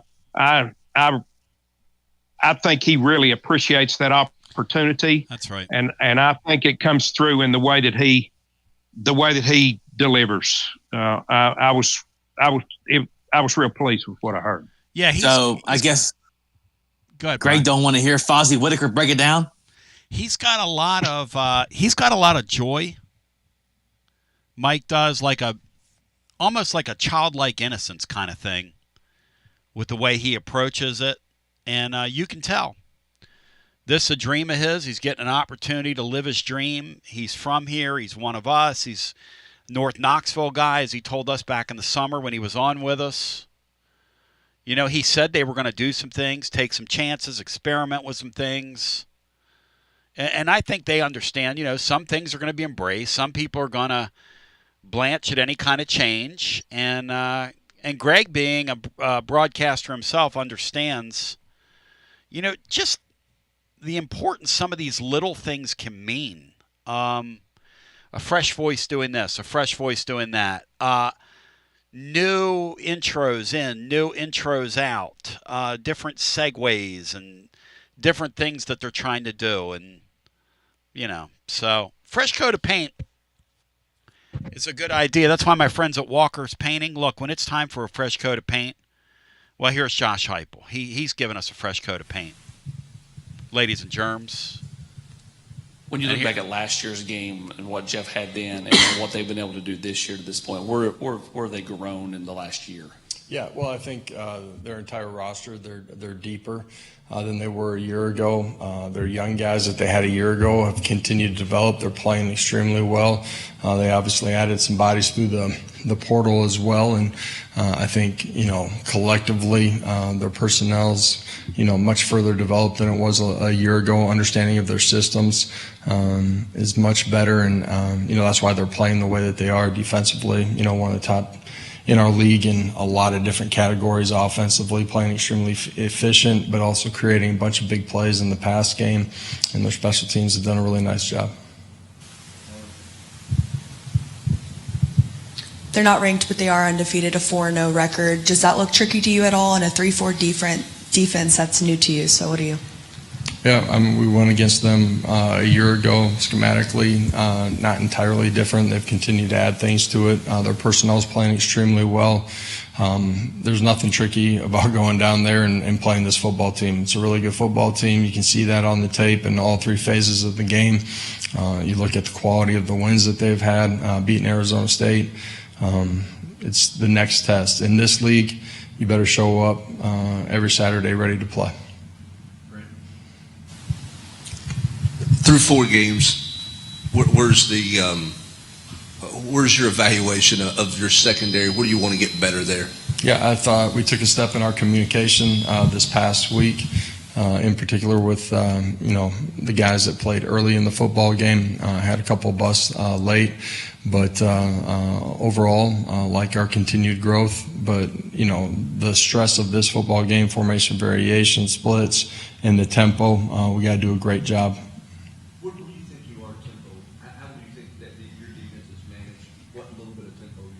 Yeah, I mean, they see it throughout the course of the season at times. In general, we've handled it pretty well. You know, they get a chance to see it on a day-to-day basis with us, too. Coach, Chris Brazel leads the nation with 6 receiving touchdowns. How important is he going to be in this SEC matchup coming up? Yeah, wide receivers in general are going to be really important in this one. You know, it's guys working in the middle of the football field. It's out on the outside. You know, they have a mixture of coverage, recognizing the structure and coverage that we're seeing will be important in this one. Chris, obviously, what he's done here in the first few ball games, really special. But all of us, him included, got to continue to grow and take another step here this week.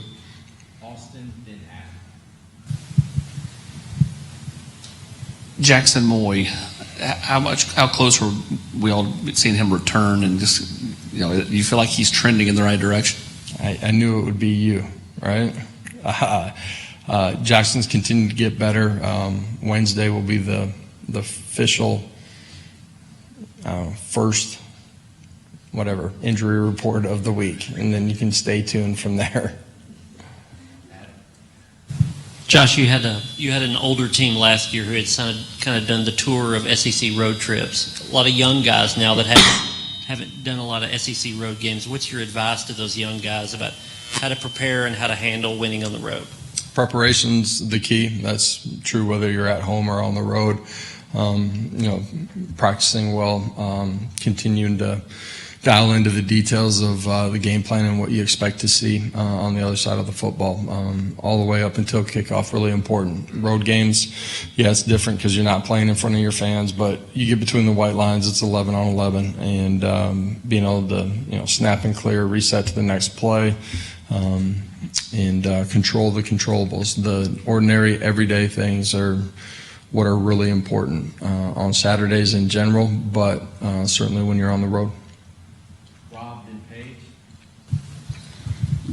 Coach, Joey has just about as many 50-plus yard pass plays in 4 games as you guys did all of last year. Is that personnel, him and the receivers, just being better? You guys tweak some things, as a staff, and just how much easier does it make offense when you're hitting some shots like that? Yeah, I think it's a combination of everything. There's some things that we've added to our arsenal offensively that have been a part of creating that. Our wide receivers going and making plays down the field. Those guys have gone up and competed and made contested catches down the football field. Protection's certainly a big piece of that as well. And, Joey obviously is a big piece of that. He's been really pretty accurate down the football field, and that's allowed our guys to go make plays. What stands out to you about Mississippi State's run game, especially in their effectiveness to get first downs on the ground? Yep. First of all, they do a really good job up front. They're well coached. They're physical. I think their running backs do a really good job of pressing and hitting the holes, playing with great pad level and being physical at the end of the run.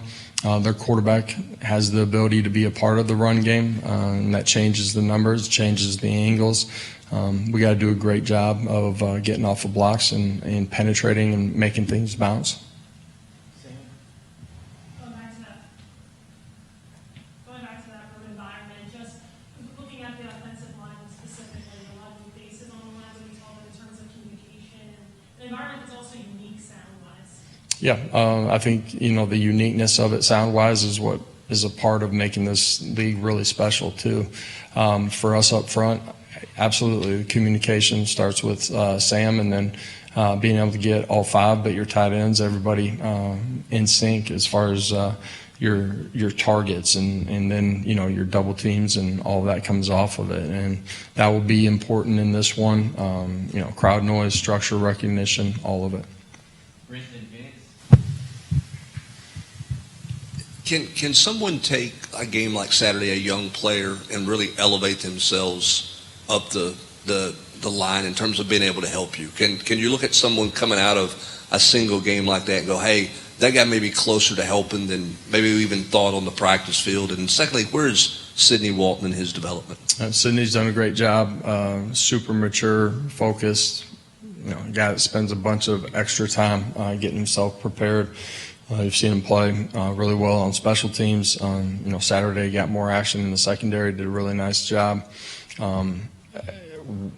One event doesn't holistically change everything, but the young guys, I think we played 16 true freshmen in the first half, maybe 20 plus during the course of the game. Those guys between the white lines on game day, yeah, it's a part of the evaluation. And did they handle things the right way? Did they go make plays? Did they get off blocks? How was the communication? That's all a part of it. And the same thing offensively, alignment, assignment keys, and execution. Mississippi State's kind of unique because they've been able to get a lot of big plays, explosive plays on offense, but then they're number 1 in the nation in red zone offense too. Is there a common thread you see from that and why they've been successful in those 2 areas? Yeah, big plays happen because you're able to execute, right? That's going and winning out on the perimeter. It's protection up front. It's quarterback being accurate with the football. They got great speed out on the outside. The red zone efficiency, the quarterback being a part of the run game, the way that they're able to run the football, all of that leads to, that efficiency in that area of the field. Several players earned the game ball last game, Boo Carter, one of them. What can you appreciate in the way that he's been able to kind of fight or contribute so far this season? I think all those guys, defensively, game balls for, forced turnovers. That can be defensive lineman, strip sack, tip. Boo with a great punch the other day on the ball. Caleb picking it up. So always recognize that after a game, and when we come back in the building on Monday. Boo's continued to grow. The details continue to matter, and that's a part of his growth and taking the next step as a player. But there's been a lot of good from him. That the annual 3 opponents Tennessee would play would be Kentucky, Vandy, and Alabama. How important is that just to kind of see those rivalries continue on in a league that continues to evolve and continues to change year to year? Well, I do think rivalries matter. It's a part of the tradition of this game. Fan bases, pointing to those football games. I hadn't heard about that report. I know that the league, that's something that they've, it's been important to them to try to protect some of those special games, for universities and their fan bases. All right. Thank you. We have players. Thank y'all. Have a great day. Here on the TLD Logistics Hotline, online at tldlogistics.com. You got to dream about buying some land and building on that land? Well, Waterside Contracting is your ticket. 25 years of making dreams come true, Michael Scott. For hundreds in our area, custom homes or remodels, Waterside Contracting will build on your lot. They do incredible work all over the area. Structural integrity, quality without compromise. It's a way of life with Waterside Contract. Check out the wonderful work Waterside does. WatersideContractingLLC.com. When it's time for your dreams to come true. Quality without compromising. Waterside Contracting. College football fans, Chris Fowler here with the play call. This season, go for Dose with ice-cold refreshing Dos Equis. It's more than a single play. It's a mindset. Think of it as a 2-point conversion for real life. Taking the risk, making the bold move. Whenever we get the chance to go big, we take it. On the field and off, always go for Dose with Dos Equis. Enjoy Dos Equis responsibly. Copyright 2024 Dos Equis Lager Especial Beer. Imported by Cervezas Mexicanas, White Plains, New York. Whether it's baseball, football, softball, church groups, or schools, if you're raising money, do it with locally roasted Grade A Grounds coffee. I'm Billy Miller, a Vol alum and Knoxville native. You keep 40% of sales, and we donate 5% back to our East Tennessee community. Get started today by visiting our website at gradeagrounds.com. Fall officially begins this month, so now is the perfect time to make sure your home's HVAC system is ready for the season ahead. Don't ignore the warning signs that your heating or cooling system is struggling or nearing the end of its lifespan. And if you need fast, reliable HVAC repairs, seasonal preventative maintenance, or want to invest in a new high-efficiency system, then call the trusted HVAC experts at Pipe Wrench Plumbing, Heating, and Cooling. Whatever HVAC problems you encounter, our certified technicians will make a full assessment and then provide the best long-term solution to keep your home comfortable again all year long. We make it easy with free on-site estimates for replacements and free second opinions on repairs. And if budgets are tight, we offer flexible payment plans including 0% financing with credit approval. Be sure to ask about our 10-plus year warranties that are 2 times longer than industry standards so you don't spend a cent on unexpected costs in the future. So call Pipe Wrench at 865-264-8090 or book online at pipewrench.com to schedule your appointment today. And as always, same-day service guaranteed or the visit is free. Hi, I'm Jim Simpson, owner of Simpson Meats. When's the last time you grilled a really good burger or steak? One your friends still talk about. Our goal at Simpson Meats is to make that happen every time you have a cookout. All of our cuts of meats, steaks, burgers, briskets, and pork are always fresh, flavorful, and sustainably sourced. We are family owned, so we know the importance of knowing how and where your food is raised. We have been putting quality first since 1888. Visit our butcher shop off Lovell Road or online at simpsonmeats.com. Hey there, Basilio family. Jennifer Morse here with Keller Williams Realty. The countdown to fall football is on. Is your fall plan missing the perfect home to watch the Vols make another playoff run? If a new view is on your game day checklist, I'm ready to help you find it. Don't wait until kickoff. Give me a call today at 865-694-5904 or visit my website at nextmovesmokymountains.com. That's nextmovesmokymountains.com, and go Vols. Tony Basilio, and we are live once again with Chad Stockton of FC Alliance. And Chad, you're out there on the field, 100 strong here in Knoxville. Talk to me. What's been going on with FC Alliance now that the weather's heating up? We're out here for the first night of the boys' tryouts. We have over 400 kids that'll be here tonight. So a lot of exciting times right now for us. Our club teams start at U9 and we go all the way through U19. We have over 1,000 kids that come from Chattanooga from the Tri-Cities that make all our teams and make this club what it is today. So we're excited about it. We finished the younger kids a couple of weeks ago. We just finished the girls last night, and now we're on to our older boys program as we speak right now. And we're blowing and going in the Tri-Cities. Tell me about it. We started FC Alliance North 1 year ago, and coming off the first year, we are the largest, most competitive club up in the Tri-Cities area. We just finished our tryouts last night. Looks like right now we will be well over 400 kids for the upcoming season. So great things happening up there. We've put our boys into some really good regional leagues. So we're excited about what the future holds for them and also our girls programs. If you want more information, check them out at fcallianceknox.org. That's fcallianceknox.org. Chad Stockton, keep growing the beautiful game here in East Tennessee. Absolutely. Thanks, Tony.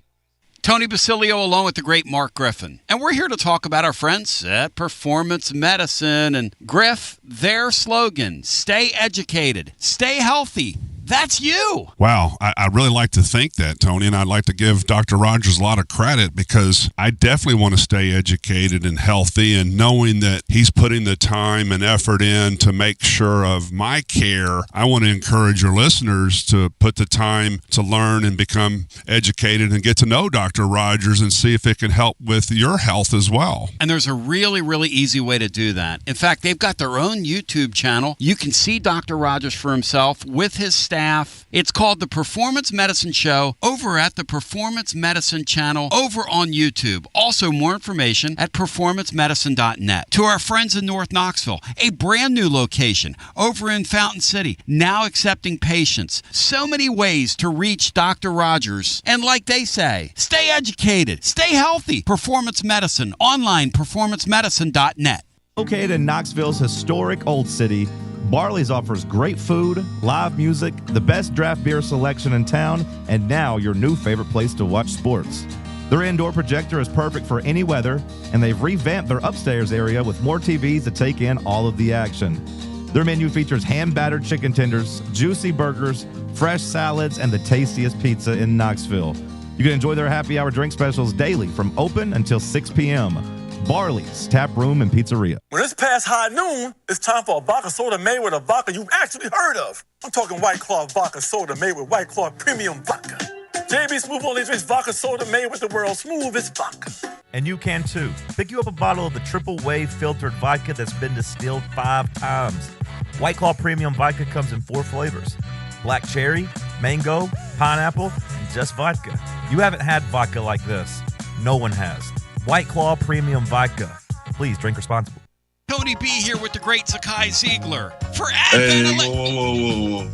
Tony, I got this. Hey, Tennessee, it's Easy here. Next time you have an electric issue at your home or business, call my friends at Advent Electric. With offices in Knoxville and Nashville, it's Mama's Easy approved. You heard it from the most electrifying player in the league. Call the service professionals at Advent Electric, 865-588-0631. Online, adventelectric.com. Tell them ZZ sent you. It's always magnificent. Mondays on the Basilio Show. Presented by our friends at Fleet Tire. I-275 exit 1B at East Woodland Avenue in Knoxville. Fleet Tire. I-275 exit 1B at East Woodland Avenue in Knoxville. And now, back to B. Tony B back with you. 865-200-5402. As we welcome you back on the one, the only. As we told you before, we had the... last week, we kind of knew who Tennessee's permanents were, and I told you today that the schedules are going to leak out, and I got a leak for next year's schedule. Can't get it confirmed. I shared it with Bino, which is going to make 1 million people text Bino now. Bino, if in fact that is the schedule, what will people be saying about Tennessee's schedule? If in fact that is the schedule, Bino.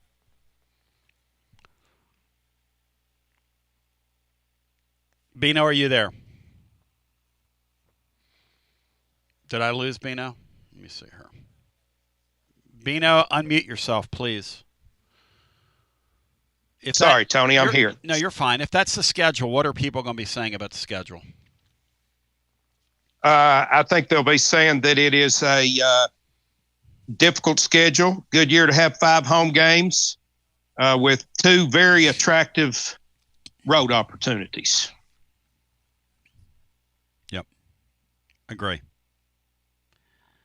And essentially that'll be one of the better home schedules we've seen in a long time, if that's what comes to pass. I'm talking about from a box office perspective. And then, well, no, it's going to be the best home schedule maybe in my lifetime, is what that is. Yes or no, Bino? Yes, absolutely. Well, I mean, anytime you add another home game in this league, Tony, you can pretty well bet it's going to be quality, and it's going to do away with one of the days that it's really a waste of time to go over there, to be quite honest. Z over on YouTube says that it hit me Saturday that our best quarterback, wide receiver, running back, tight end, 3/5 of our offensive line are all portal guys, and Tony complained all summer that we don't use the portal enough on offense. Okay. Fine. Tony's wrong. Tony's wrong. Tony's wrong again, Bino. What are we going to do? I'm reading some of the comments here. I'm just kind of catching up. And, you know, another guy is dragging me on talking about the story about Georgia Tech and how that was out there last week. And, okay, it was out there last week. Now, let me ask you something there, Rusty. Was it out there last week about Vanderbilt and Kentucky being on our schedule? Or do we get credit for that? Or some of you people, man, just annoy that. I mean, I don't know. No, it was Jack Meadows. I'm sorry. Jack Meadows, you're a clown, not Rusty. You're a clown, Jack. Get a life. Let's go back. I live rent-free in your head. Let's go back to the phones.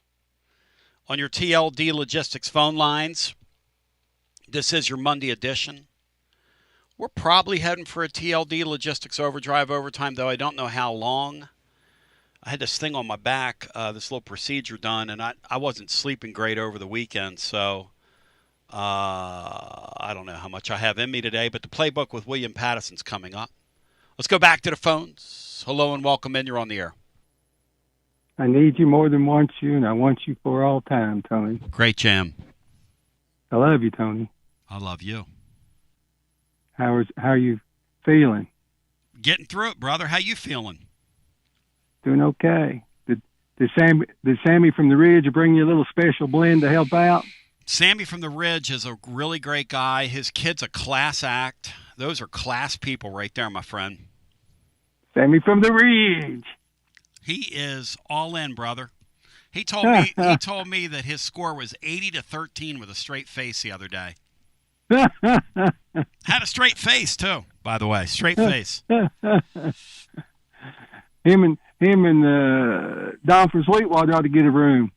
Interesting. Anyway, yeah, I think I read something recently or today that the line's gone down a little bit. The sharps are hitting on Mississippi mistake. Sure, I would be. Yeah. Yeah, that makes sense to me. Look, I think it's going to be a very, very, very, very, very, very, very interesting game. Very interesting game. Yeah, I thought that line was a little high myself. When I saw it. Yes. Yeah, Lebby's the offensive guru. Where did he coach with high play? Oklahoma? They just come off the same tree. I don't know where they're pass crossed, if they're pass crossed. I know they know each other. Do you guys know if they coach together on the same staff? I don't know that. But I know Lebby is from that same tree of Mike Leach. He's from that Mike Leach tree. Oh, okay, yeah. You have a sore throat, my brother? No. Okay. Why? No, I'm just clearing my throat a little bit. It's not like you have a sore throat. You know, your allergies a little bit. Oh, it's rough out there. I know it's Tennessee. This part of Tennessee is bad for allergies. Oh man! And when your nose is as big as mine, you talk about some damn allergies. How's Bino doing over there? Freddie Jack, I'm doing very well. Hope you are. Good. I saw where your Colts put it to Titans-Bills. Titans.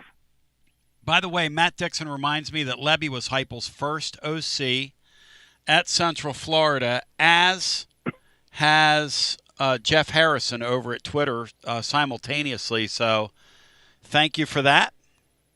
Bino, your Pirates, the Pirates this week, Freddie, your Pirates have to lay down so the Reds can make the playoffs this week and get the Mets out of the way.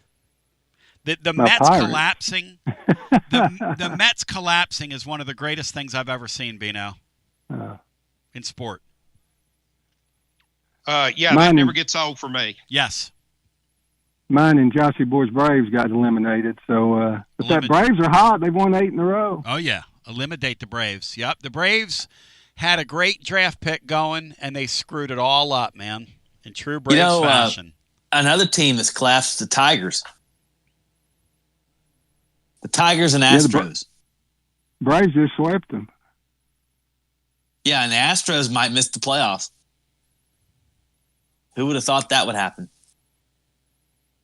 Freddie, I've been I'm very happy with the Colts play thus far, and no, I am stunned that Daniel Jones has given us the best quarterback play I've seen since Phillip Rivers. I didn't have that on my single card. AKA Indiana Jones, Bino. Indiana Jones. But didn't he have some good moments with the Giants? I know they play two teams that can't play dead, but he had some good moments with the Giants, didn't he? Sure. Well, the problem with the Giants is, they had didn't have anything around him. Well, they just have a horrendous organization. Saquon Barkley. Yeah, they just have an awful, awful organization.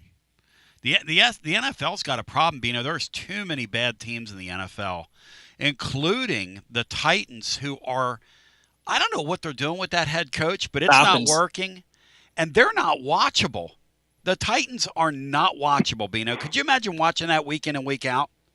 No, I knew when to get out. That's a dreadful franchise. I hate to rip others' teams, but that may be the worst coached NFL football team I've ever seen. He's horrible. It took Phil yesterday. He's awful. And then he makes Gus Bradley look like Vince Lombardi. And he's constantly settling for field goals. I mean, there's nothing that team does well. Nothing. I think I saw where they had 23 penalties in the first 2 weeks, and they had at least 8 against the Colts yesterday, and the Colts declined like 3 additional ones. So they're on about 11 penalty a game pace there. Speaking of which, guys, what'd y'all think of that crew, Bino, we had Saturday with the guy that looks like a frustrated middle school principal, the referee, and twice they had 3 flags on one play, Bino. They're clowns. That's a horrible crew. Yeah, well, my buddies that I sit with at the football games are always bemoaning that they've got it now where when one ref throws his flag, even if it's the same penalty, they all throw it like they all saw it. Bull hockey. Hey, Bino, I'll close here, but did you hear how Tony, how did you say you hurt your back? I don't know. How'd I hurt it? Oh. Tell the story. Go ahead. It's going to be a cheap shot. Bino, did you hear how he really hurt his back? I did not, Freddie Jack. I've not heard this. Him and Tony Vitello were grappling, and Tony Vitello got him in a body triangle and was squeezing, and Tony wouldn't submit because he liked it so much. Oh, no. Good gosh. Man, come on. I mean, really? I mean, really? Come on, man. Come on now. 865-200-5402. Not cool. Not cool on a Monday. Hello and welcome into our next call. You're on the air. I'm sorry. This is Hoosier Ball Ryan. Oh, my God. What's up, Hoosier Ball Ryan? Welcome in, brother. I hate to have a laugh at your expense, brother, but follow, I knew it was coming, and I still laughed. Hey, oh Jack good. is a you know him. He's a world-class cheap shot artist. Oh, that was bad even by him, but I'm sorry, but that was funny. He sounds like he's on his last breath, right? But he spends his last breath just taking an absolute cheap shot at me. He's like totally winded. If he Ryan, was here's dying, how you get past and that. you were Let at me his give you years of experience here, Ryan. Hey, this is how you get past that. Whenever you laugh at Tony's expense, just tell him like I always have that I laugh when people make me mad. There you go. There you go. Brody Jack, if you were at his bedside for his dying wish, he'd lean in and rip you one last time. Oh, no question. I mean, thanks for coming to see me. And how's your boyfriend Tony doing? Not talk to his wife, not talk to his family, not talk to his children or whatever, priest or minister. He'd pull Tony in real close, and that'd be wild. But guys, unanswered prayers. Luke Altmaier says our wideouts ain't good enough to play with him. Are you kidding me? Yeah, I hear that. I hear that he, the coach Bino doesn't like. Said after the game, he said, "Yeah, that's all we need. Give us some bulletin board material." He said, "Thank you to Illinois." After the game, he talked mega trash on him, Bino, after the game. And you don't like the guy. The guy's made Indiana football. That place was lit the other night, Ryan. Can you believe what you were seeing the other night, Ryan? I'm talking. Yeah. I was texting buddies from undergrad. I said, "Y'all, I don't know what to say. Can't believe this." But I was talking. Didn't Altmaier tell Heupel get some wideouts and I'll think about it? Or am I making that up? I was actually talking about the Vols, let alone IU. I was lose talking by 50 and talk trash. Well, I was talking about the run up to the Illinois game and what the coach said the other night after the game. The thing about what happened with Tennessee here in the spring, nobody other than a guy that got displaced was going to leave their spot. Nobody. And as it turns out, the crazy part is he's the perfect fit for what they're doing. That's the craziest thing. Nobody was going to fit like him. Nobody was going to leave. It was going to have to be a guy that was thrown to the wolves or thrown to the side. Kid's a great story, man. Oh, it's amazing. Out the door, got to bring it up. IU is a nice team. Not going to belabor it. They're a nice team. What does that say, though? Because the more I think about it, what does that say about the Big Ten, what you saw on Saturday night? Like, a lot of SEC fans, rightfully so, two things can be true at once. One, IU could actually be a legitimate, nice team again. Yes. But two, how in God's name? I looked it up. Joe Burrow never beat a single team in that magical year by 50 points. And the great COVID Bama team, that was an all-timer as well, only beat two SEC teams, and one of them had a girl on it, that Vanderbilt team, by 50 or more points. And it's because it's an unbelievably rare thing, but also that shouldn't happen in a so-called power league very often. I mean, that's embarrassing. I would totally agree with that. And you should not see that kind of disparity. And the crazy thing is, football polls and ratings have never meant less. You tell me that's your number 8 team in America. And I know a guy that has a blog, and they were speculating last week as to whether or not if Illinois won that game, if they were going to jump into the playoff chase next week. That is a damn embarrassment. Whoever wrote that on their blog last week ought to be damn embarrassed by that, because that's a damn embarrassment. I mean, yeah, when you think about it that way, because I started looking up, I was like, has a Big Ten team ever done this? By the way, and it was the Cardell Jones team did it. Is Indiana now a football school? Answer that question, because that looked like a football school the other night to me. Here's why I won't go there yet. We're not recruiting at a high enough level. Bull. You got players, man. You got They scored 133 points in their last 2 football games. Hello. I mean, football the score basketball team picking up that pace. You know, at this point, Ryan, stay right there because he'll finish up here on my TLD Logistics Overdrive Overtime. The Playbook with William Pattison is up next. Again, the Playbook with William Pattison is up next. Appreciate you. Peace. You're listening to FM 105.7 and AM 1340, WKGN Knoxville, and W289CU Knoxville, Fan Run Radio. You're a football school, Ryan. Face the facts, man. Well, I'll take it. I cannot believe the scene in that place here tonight. Vino, can you believe the scene?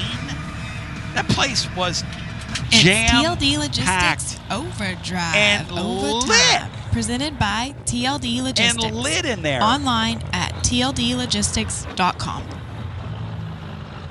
No, Tony. I mean, he's come in there and just transformed the program. And now let's go to the guys. There's with no today's denying edition that. Of TLD Logistics Overdrive Overtime. Kristen, I'm so sorry. Bino talks over you. Connects you, Kristen. I always missed that last part. Awful. Dang it. I mean, just really Sorry about bad. that, Kristen. Yeah, Kristen, you're such a sweetheart. And your husband, Sam, is just class act par excellence. What a wonderful family. Marky and Jono, y'all are just awesome people. Kids are beautiful.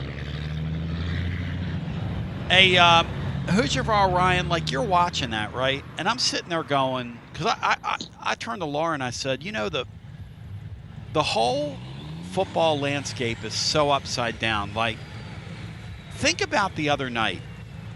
Vanderbilt was like a 27-point favorite. You all are 24.5, whatever it was. You always play Vanderbilt when they're 70. giving away 24, and they scored 70.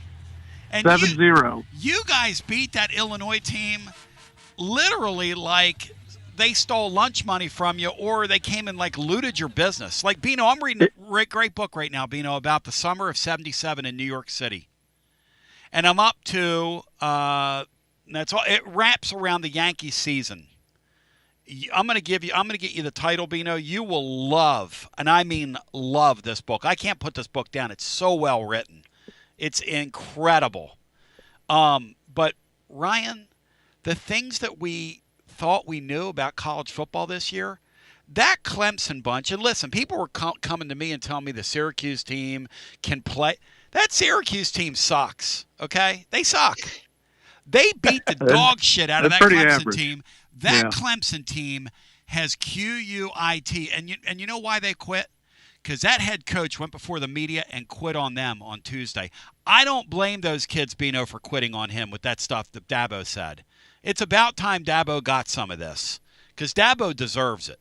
Back in the day when recruiting was supposedly on the level, nobody cheated like Clemson. Nobody came in the East Tennessee and bought players like Clemson. I'm just telling you. Nobody cheated like them.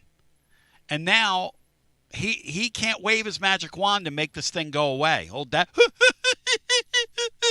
mean, Bino, that stuff that he said about, they fire me. I got my trophy case. I got my trophy case. Hey, listen, man, your trophy case when you're 1-3 coming out of September and you just got drug by a Syracuse team that can't play in your building because your guys have quit playing. What's his trophy case going to mean, Beanstar, when they're 1-5 here in a couple weeks? Oh my God. Whew. Yeah, not much, Tony. I really believe that backfired on him. Go! There's no way he really thought that anyone was going to ask him to leave Clemson. There's no way he thought that. He was trying to talk to his team through the media, and it didn't work. No, his team was basically like, you go ahead and go, dude. We're sick of looking at you. Yeah. Don't answer your point about football school. Yep. I would still say Indiana's not a football school, but I will say, and I am as shocked as anyone, Indiana has a football program.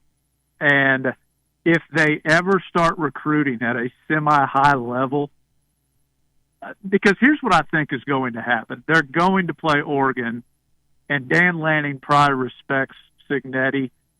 But Signetti, you know, he ain't above saying the wrong thing, and they might put it on us. But that's where I can't go that we're a football school yet but I will say this, and I can't believe this. Martin Columba might call in and rip me. We're more of a football program than Ole Miss is up there. Like, I think Indiana is a legitimate top 15 team, and I cannot believe it. I don't think it's schedule driven. I actually think they're good.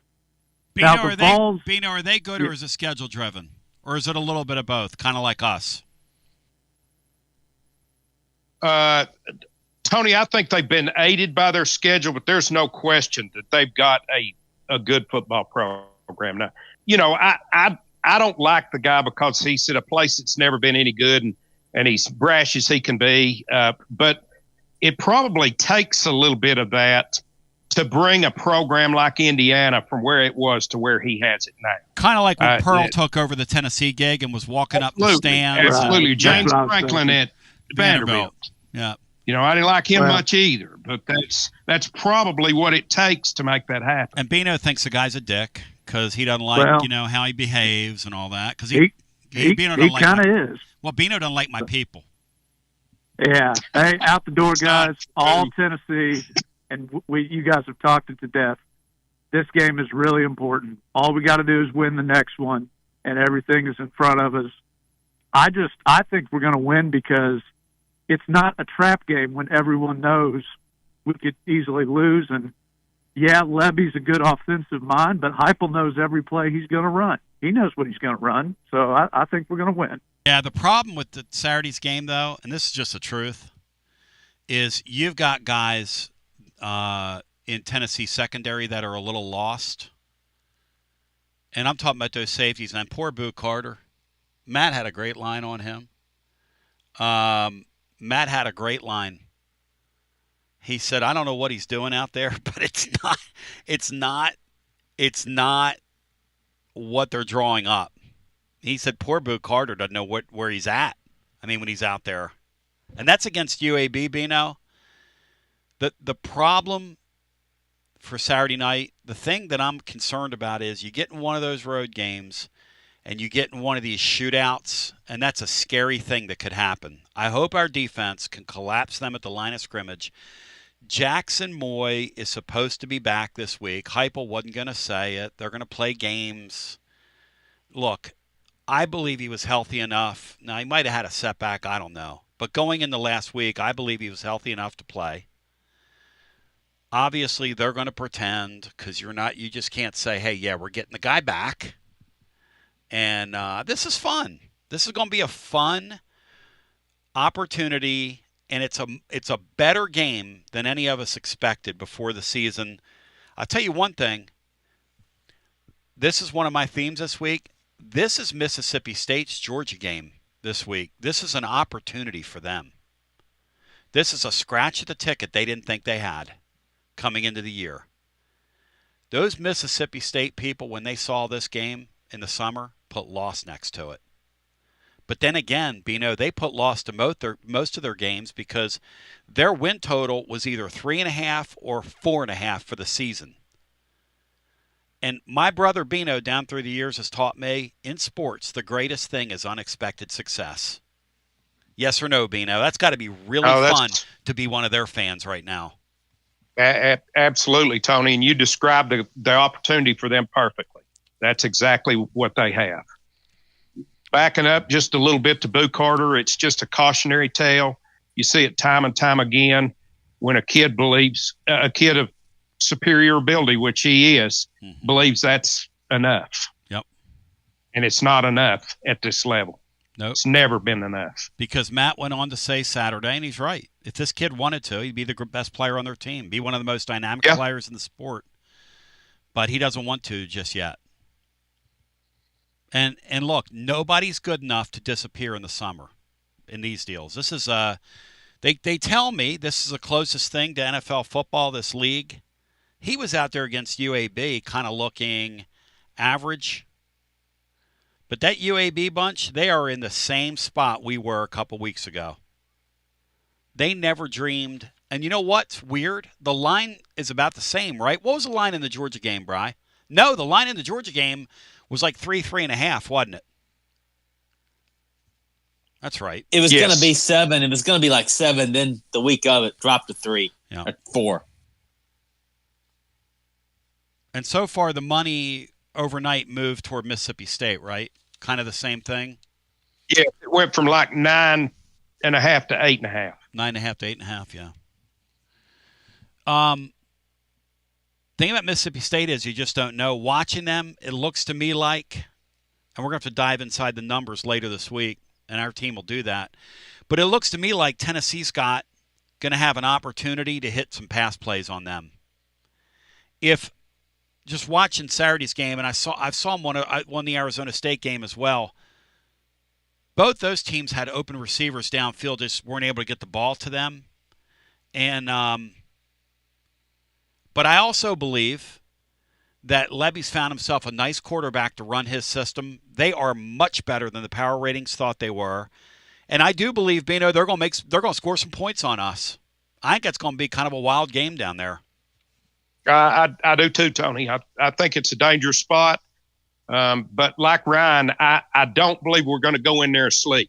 They've shown enough already that Tennessee knows they've got to be wide awake and play well. No way. They've already won twice as many games as they did all last year. Wow. I'm telling you, that'd be fun to be a State fan. They're going to be lit in that place. Hey, thank goodness they backed that thing out and we got the Dave Neal game, because the Dave Neal game is the next best thing to your game being broadcast on your 14-year-old daughter's braces. Because that is like playing in the dark. The Dave Neal game, and no offense to Dave Neal, I'm sure he's a nice guy, but when you're in the Dave Neal game on who are the people, Bri?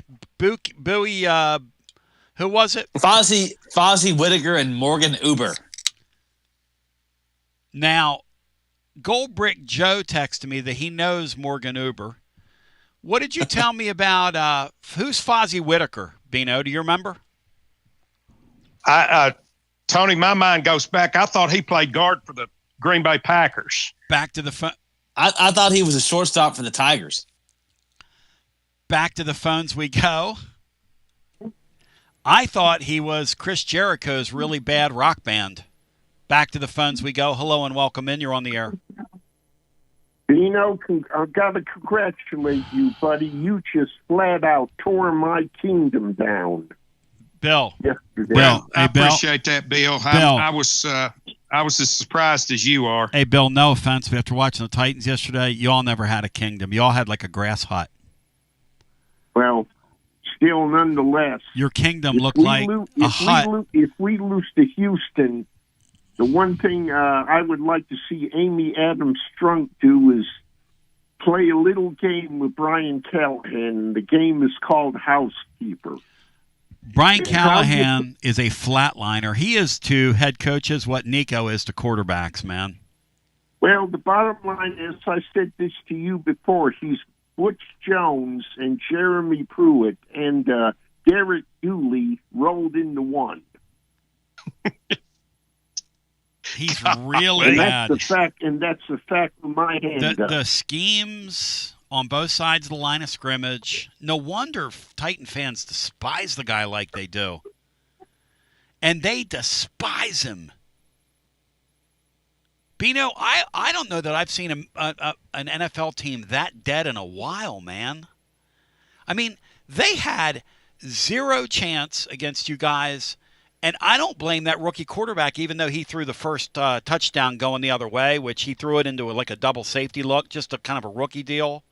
I think he's going to be a nice player, Bino. I do too. I do too, and I think they've got a couple of good young receivers too. But that coach got to go. Yeah, that coach got to go. And by the way, I say sign him up for a long time contract. Belief at the NFL level. If you're a Rams fan and you're listening to me, how do you guys not win that game yesterday? You guys are you should have beaten Eagles in the playoffs last year. You're so afraid of the Eagles. The Eagles are living rent-free in the Rams' head. I mean, you're up 27-6, Bino, in third quarter, midway through the third quarter in an NFL football game on the road. You got to win that game, man. You got to win that game. And to get 2 kicks blocked, 2 extremely makeable field goals in that league. By the way, guys, how great are the kickers now in NFL football? The kid from Cleveland hitting that 58-yarder like it was nothing yesterday. Well, Dallas kicked a 64-yarder last week. Dallas, yep. Dallas has a nice franchise. I want to encourage them to keep doing what they're doing. They're off to a 1-2 start. I second that emotion. They do have a good kicker, though. Brian's right. They do have a good kicker. The UFL's developing all these kickers. That's the kicker league. Man, they were a number of surprises yesterday. There were, Billy. You brought up. I thought Green Bay was going to win that game, but it's awful. Got to hand it to the Cleveland Clowns. Yep, Jimmy Haslam's Clowns. Yeah, they won, and I was very happy to see the Bears just flat out crush the Cowboys. Bino, do you find the Cowboys to be an acceptable unit at this point in time? Do they scare you, or do you find them legitimate, credible? I don't think the Cowboys will be legitimate again until Jerry Jones, as long as he's alive, Interesting. has anything to do with it. Interesting. So, on another note, here's what I would like to see happen. Well, Keith stole Mike Keith from the Titans. Yep, stole Mike Keith. I would like to see the Titans steal Josh Heupel from UT. Bill, what'd you say? I said UT stole Mike Keith from the Titans. Yes. I would like to see the Titans steal Josh Heupel. That's what I thought you said. You're out of here. Hello and welcome into our next call. Goodbye to that. Let's get our next call in. Hello and welcome. Hey, guys. Dave. Hey, Dave. Welcome in. This phone call is probably going to go off the rails here. But, please go off the rails, Dave. I love when you do that. You're kind of somewhere between an artist and a nut, which I appreciate, man. You toggle between artistic and sort of insane, which I kind of like. Isn't there a thin line there anyway? Well, he's like our Van Gogh, really. He's like our Van Gogh. Dave Van Gogh. I expect at least a 2-score win Saturday. Okay. If Josh Heupel loses that game Saturday, okay, he will be done at Tennessee. It will not work out. That means we have picked the wrong coach because Mississippi State has brought in 62 new players. Yep. And if Levy beats Heupel Saturday, then he's built a program in year 2 with scraps over our guy in year 5. And there's just zero excuses. I don't care if it was played in the hump. There's zero excuses for Tennessee to lose this game. Bino, Jeff Henderson, do you find this game to be a referendum, since you are the cut man for this head coach, on this guy's future? Tony, I don't expect Tennessee to lose the game, but no, I don't think there's one game on Tennessee's schedule that's a referendum on Josh Heupel. As a matter of fact, I'm so far on the other side of Dave on this one, I'm convinced Heupel is the guy. Yep. Already. Told you. Cut man. Well, then, Jeff, if he is the guy, we will have no problem Saturday because that's not great coaches and elite programs that are good programs don't lose to Mississippi State. Yeah, but upsets happen in that sport. No. Not after they made their upset. They upset a average, and I mean very average, Arizona State team. So they made their appearance. They beat that team. They have our full attention, and if we go down there and we lay an egg, that's Heupel. That is all Josh Oh, Heupel. come on, Dave. Come on. No, there's no come on. Tony, we're paying this guy. Listen, I've been on Coach Barnes forever. But Coach Barnes is doing the right things. And I hope he makes the Final Four. But if Heupel can't go down and beat Mississippi State, he ain't going to beat Florida. He ain't going to beat Oklahoma. He ain't going to beat Alabama. Oh, he you ain't don't know that? Do what? He could go down there and lose Saturday and sweep the rest of the games. Come on now. You don't know that. Now, come on. Come on, Tony, are you... Dave, yes, I'm being serious, If we get Dave. beat by Mississippi State, do you think that Tennessee's going to... Jeff, if we lose to Mississippi State, do you think Tennessee's going to sweep the rest of the game? Dave, anything can happen, buddy, in this league this year. Sure, anything can happen. And I like the fact that Heupel's not too high, not too low guy. He's just sorting, and he's a system guy when you hear him talk. And that's why they win a lot of games. He believes in his system, and they kind of keep it right in the middle of the road over there. Dave, I don't think Tennessee's going to sweep the rest of their games, regardless of what happens at Mississippi State. And by the way, Dave, the fact of the matter remains that this league is a week-to-week process, to the point where Tennessee could have easily been undefeated coming out of September, and they might have 2 losses coming out of September. I mean, they might. They could lose Saturday. These teams are laying right on top of each other. People don't want to hear that, but that's the way the league's going to be. It's going to be that way for everybody, by the way. Well, I've said my piece, and I'm going to stand by it. What I expect, and there's no excuses to lose to the Mississippi State of the world. I'm sorry. Dave, I'm just sorry. Are you wanting the Titans to hire the guy if they lose Saturday? You going to Do join what now? Are you going to join Titans Bill in that chorus? Are you wanting the Titans to hire the guy if they lose Saturday? No, I don't care about the Tennessee Titans. You and the rest of the state. Thank you, Dave. 865-200-5402. Bino, is there a more invisible football team in the country than the poor Titans, in your humble opinion? I wish they were invisible every Sunday in my living room. Bino! By the way, Lamb Weirdos Steelers, that's a tough bunch to watch. Whew. The Vols, guys, I'm over at VIP play right now on the 4:15 start. Brian, why is that point total 62.5? Well, I think they feel like both teams are going to score. Probably it's going to take 30-something points to win the game. Yeah.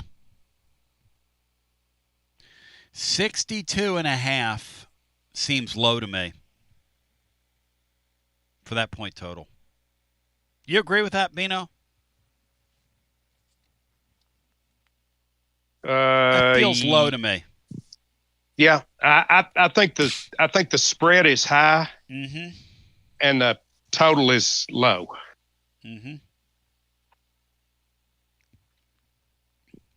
That's kind of is my thought. I don't know that I would bet that game with the because I think that could be a close game. I mean, obviously you're on the road, you're in a tough environment. You've got a quarterback that hasn't done this before. You know, he played at App State, and who knows what happens from here. By the way, Aguilar, very, very sad story today that broke this morning, which is that Sean Clark passed away today at the age of 50. Clark was down on Central Florida staff. Is that right, Bri? He was an offensive line coach at Central Florida. After being the head coach at App State for the last several years, Joey Aguilar tweeted out, "I can't thank you enough, Coach. Forever thankful for the opportunity and love that you've given me." And put a gold heart and a black heart up there, which is App State's colors. And, man, that is sad stuff. 50 years of age. And life remains about one of the more precious things that, well, perhaps the most precious thing in our midst, in a world full of really precious things. So that's extremely sad. Also today, it's been reported that Bruce Pearl's going to step down. Stephen effing Pearl is going to be elevated.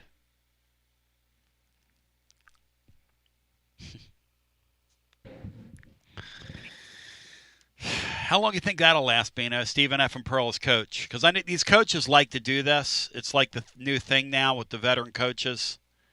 Kind of shackle the school with their handpicked choice. And a lot of times they don't fly, you know. Do you believe that Stephen effing Pearl keeps the streak going, Bino? I do not, Tony. I think that's a mistake. BBB, bring back Barbie. I think they may have done it. BBB. Bring back Barbie. Some of your good work, Brian. My friends at VIP Play, as I looked that number up, I think I'm going to play that over. I had a pretty good week this week picking the ponies. For the first time in a few weeks. I actually had a few close games go my way. Like, you know, what a concept. After being just dreadful for a couple of weeks.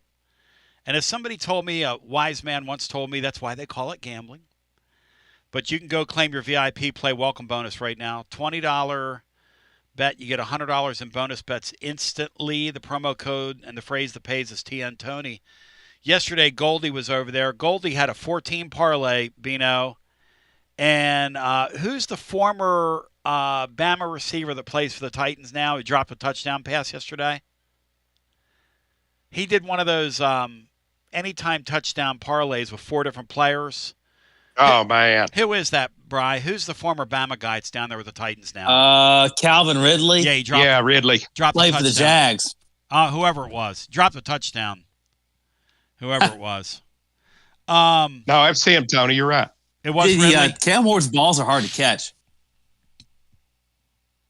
Should he have caught the ball, Bino, or no? Yes, he should have caught it. So Goldie was decrying to me that, you know, he should have cashed a big ticket. But that's, you know, he's just having fun over at VIP Play. 200 leagues, live always, numerous types of bets, props, options.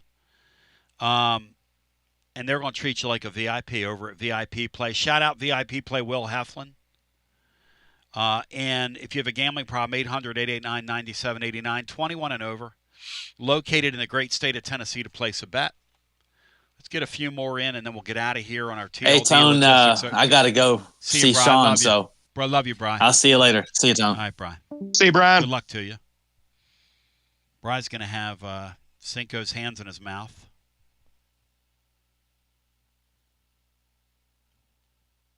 Sean Sinclair does a great job. Bino, do you find me a sheep last night? The Flyers played a preseason game, and I went back and laid on the bed and listened to it. Listened to the third period, overtime, and the shootout, which went 11 periods. The shootout went 11 periods, Bino, and I listened to it. No, I do not find you a sheep, Tony. I say do whatever you draw enjoyment from in sports. That's right. Enjoy what you enjoy. Enjoy what you enjoy. Live and let live. Hello and welcome into our next call. You're on the air. Hello? Me? Yeah, go right ahead. You're on the air. Oh, all right. Hey, Brian Chattanooga. Hey, just because you don't like that don't mean we don't. Hello. A lot of people around here do too. Love You what? know what I mean? Love what? The Titans. Oh, I find them to be totally invisible. That's just because you're a northerner from Philadelphia.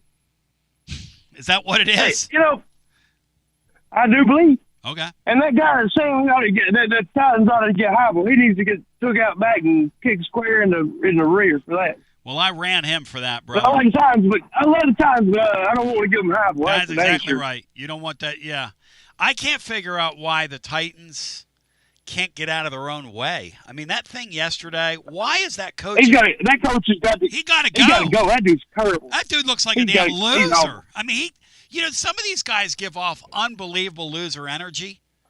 Bino, have you I'm ever just seen a fat veteran from Tennessee, and I can do coach better than that. Dude, he's a moron. Doubt. Bino, you ever seen a guy give off more loser energy in an NFL sideline than that dude? That dude's awful. That guy's awful. He looks like one of those giant coaches. There was one like McAdoo. There was one guy the Giants had, like in this run of bums they've had.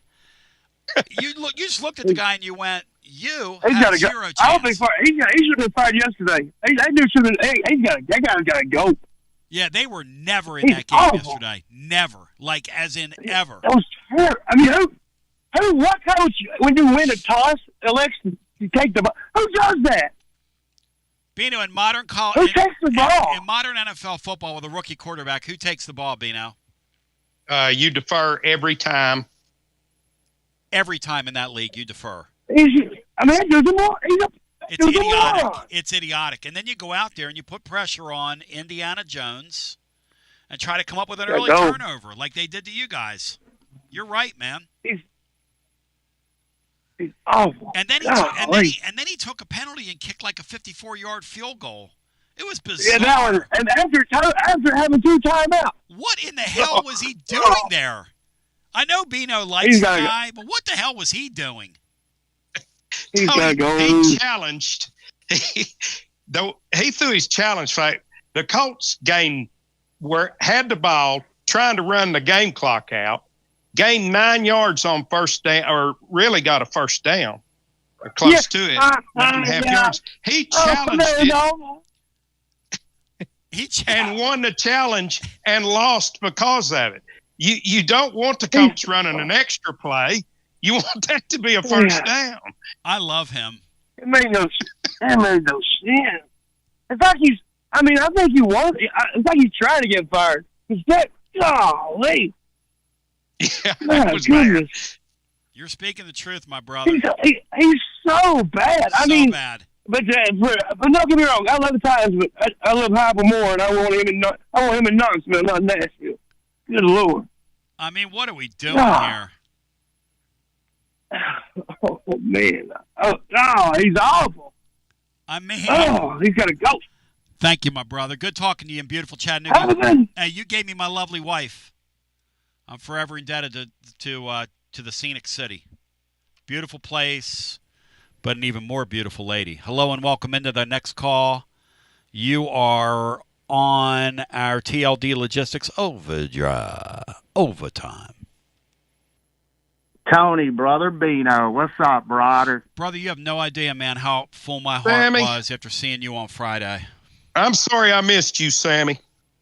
Well, Bino, I had planned on leaving early Friday morning, and my internet service provider showed up because he had to switch out this router I had, and he showed up out of the blue, so that kind of delayed my exit from Greenville. But I had the hammer down, brother, and I was literally listening to y'all, and I was like, damn, I hope you had to bounce, and he said it, and I was like, man, we walked by that Ferrari out there, and I was looking for you, man. Vince Ferrari. You had already gone. Was Vince Ferrari was in the parking lot? No, it wasn't Vince Ferrari, because I guarantee you that wasn't his car, but whoever's it was, it was beautiful, and it was like a mint condition Spider, like it looked to be a 2024 or whatever. What's an automobile like that worth, Sammy? Shit, Tony. 250 G's, maybe. More than that, I'd say 5 probably. Go! Well, dude, that atmosphere. I mean, it just doesn't get any better. And speaking of beautiful women, Tony, listen, the reason this conference, and Colonel Bruce said it about the boys from Athens, Georgia, panic. If the girls come, you got something. Yep. And the SEC, I'm sorry, but being in that stadium, and there were some Cougars that were, around me that were, I was And like, I'm sorry. let me tell you this. You're taken, right? Oh, man, I had to tell him. I was like, I'm sorry. Sammy, my I guarantee my you, beautiful wife, I who I'm lucky guarantee to have. you get propositioned. You are one, and I'm not just saying this. How old are you, Sammy? Let's just say I'm over the hill, brother, as they say in the trade. You are one good-looking man, and I'm safe in my sexuality. I will say that man to man. I've told Tony Vols that many a time. Brother, you radiate. You're a good-looking man, dude. Listen, there was a Coug up in the X where I was at, the Corduroy, Tennessee hat. I was like, good gracious. But that's she the was thing. turning around looking at you. Tony, Hey, Bino, listen. what section were they in? Let me make sure Bino caught the section. Bino, what section were they in? I missed it, Tony. What section were they in? That's X. X, okay. Continue, Sammy. Listen, man. Now, were you in double X or just X? Which section were you in? They need to put another deck on. I mean, Sammy, what are we doing? Listen, I was gifted these tickets by my phenomenal friend in Greenville, Christina, and her great guy, Chris. And listen, Tony, you listened to Bill earlier. Yep. And I want you to do me a favor, man. Yep. From now on, these Karen callers, and you've joked about me smoking stuff grown in the ground. I don't know what Dave and Mark up there smoke. I don't know if it's PCP they're smoking on, but you need to literally, next time he makes a comment like that, just do like you did, Bill, brother. Say, what did you just say? And then Sammy. Hit him the button. No, Bino, everybody gets their say, right? That's the beauty of this, right? Bino? Yeah, that's right. That is right, Tony. Well, but sometimes they have to get the button, and you're starting to start getting. But we can't do that. Listen, here's the thing about Dave. Dave is a tortured artist, and mostly he tortures himself watching Tennessee sports. Right. And then he tortures us. Well, listen, that Arizona State team, they beat Baylor this weekend in Texas, okay? Oh, yeah. Baylor is a decent team. Yep. I mean, Arizona State's not a bad team. So that's just an idiotic statement. Listen, the whole country is it's a lot more level playing field because everybody's getting to pay and whatever. So it's, there's no, so listen, I mean, this team is good, but I think Heupel's grown enough that I don't think this year he's going to have a hiccup game. But this is a spot he has to go in. And it's funny, I tell my wife, my beautiful wife, Kayla, shout out. She's not listening, but anyway, I tell my kids, it seems every game, every week, and I'm like, this is the biggest game of the year. It's like, they're like, you say that every weekend, Dad, and I'm like, no, it is, I promise. But no, it's a great spot. I mean, Dave is right. We have to win this game. I mean, we don't have to, but we will, and we should, and we are going to. But it's just a good spot. It's a decent team in the conference on the road, hostile environment. So, and it's 4-something kickoff? 4:15 Eastern time. It is what's weird about the game, Bino, the night game they chose makes no sense compared to this game. This should be a feature game at night. Hey, I'm glad they've done it because I can get a decent night's sleep after we do a rather long post-game show after this deal, because the night games kind of wear me out. No offense to me. That's just me being weak. But the truth is, why would they bury this game in that 4:15 slot opposite that Georgia-Alabama game? Because that's going to be the window it's in. This is a really solid football game, potentially, I think. Right, and they're still not ranked. Is that right? Yeah, I don't know. I don't look at rankings. The rankings are ridiculous. Yeah. But Bino, how is he going to sit here and say, I'll get some good night's sleep when the man's up at midnight watching exhibition hockey? Come on, brother. You're the man. Thank you. Love you.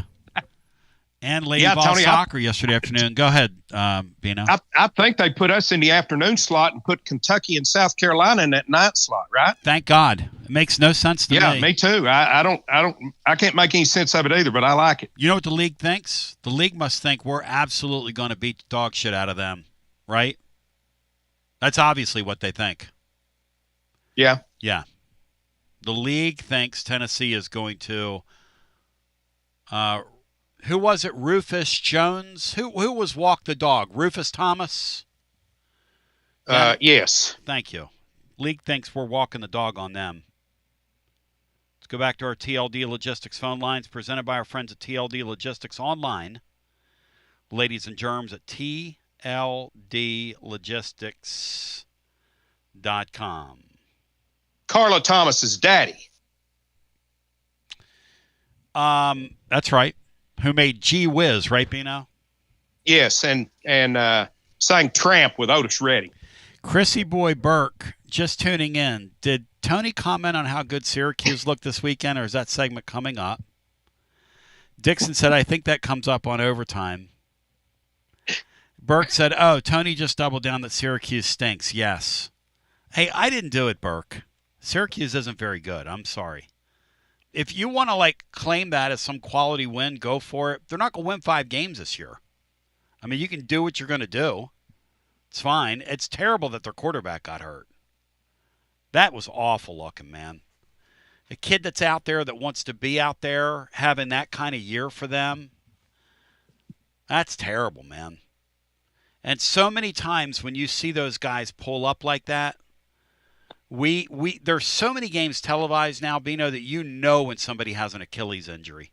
Like, people called the post-game show as soon as it happened and said, this guy just suffered an Achilles injury. Like, everybody can see that thing roll up on you. You can kind of almost – that thing – that looks like it hurts like hell. Have you ever been around anybody that's done it, Bino? I have, Tony. Had a teammate of mine tear his to the point to where it rolled up the back of his leg, looked like an old Spam can that you had the key on that you rolled up. I saw it on a basketball floor one time, Bino, and it made a loud noise, like a pop noise almost. Yeah, they can. Really, similar to an ACL tear. And creepy sounding. The pop sound, and then he goes right down. It's creepy. I mean, just, But, yeah, hey, Berkey. Terrible injury. Berkey, I'm sorry. If you want to, pretend that Syracuse is some great win, you go ahead and do that, dude. I don't pander, Berkey. Maybe you do. I don't pander. It's not my style. Never has been. Back to the phones we go. Saturday will be a chance for Tennessee to have a really solid win. I don't care what the ratings say. That will be a moderately difficult game. And if there was a top 25 and you were doing it properly, Mississippi State would belong in the top 25 somewhere, I would believe. But who am I to say? I will tell you this, Bino, I've upgraded the Oklahoma game here. I think that is going to be one awesome football game. Oh, I do as well, Tony. Yeah, that's absolutely one to mark on the schedule. I mean, you got to be kidding me. Back to the phones we go. Orange Throat today dunked on the caller South Florida this week, or today on the blog over at tclub.team. And I wrote today I'm not doing that because I'm not dunking on Florida till we beat them, Bino. I'm sorry. We've lost to the bum of the month club there. I'm not going to talk trash on that. Down there, I'm not counting on anything until it happens. Sorry. I'll tell you one thing, though.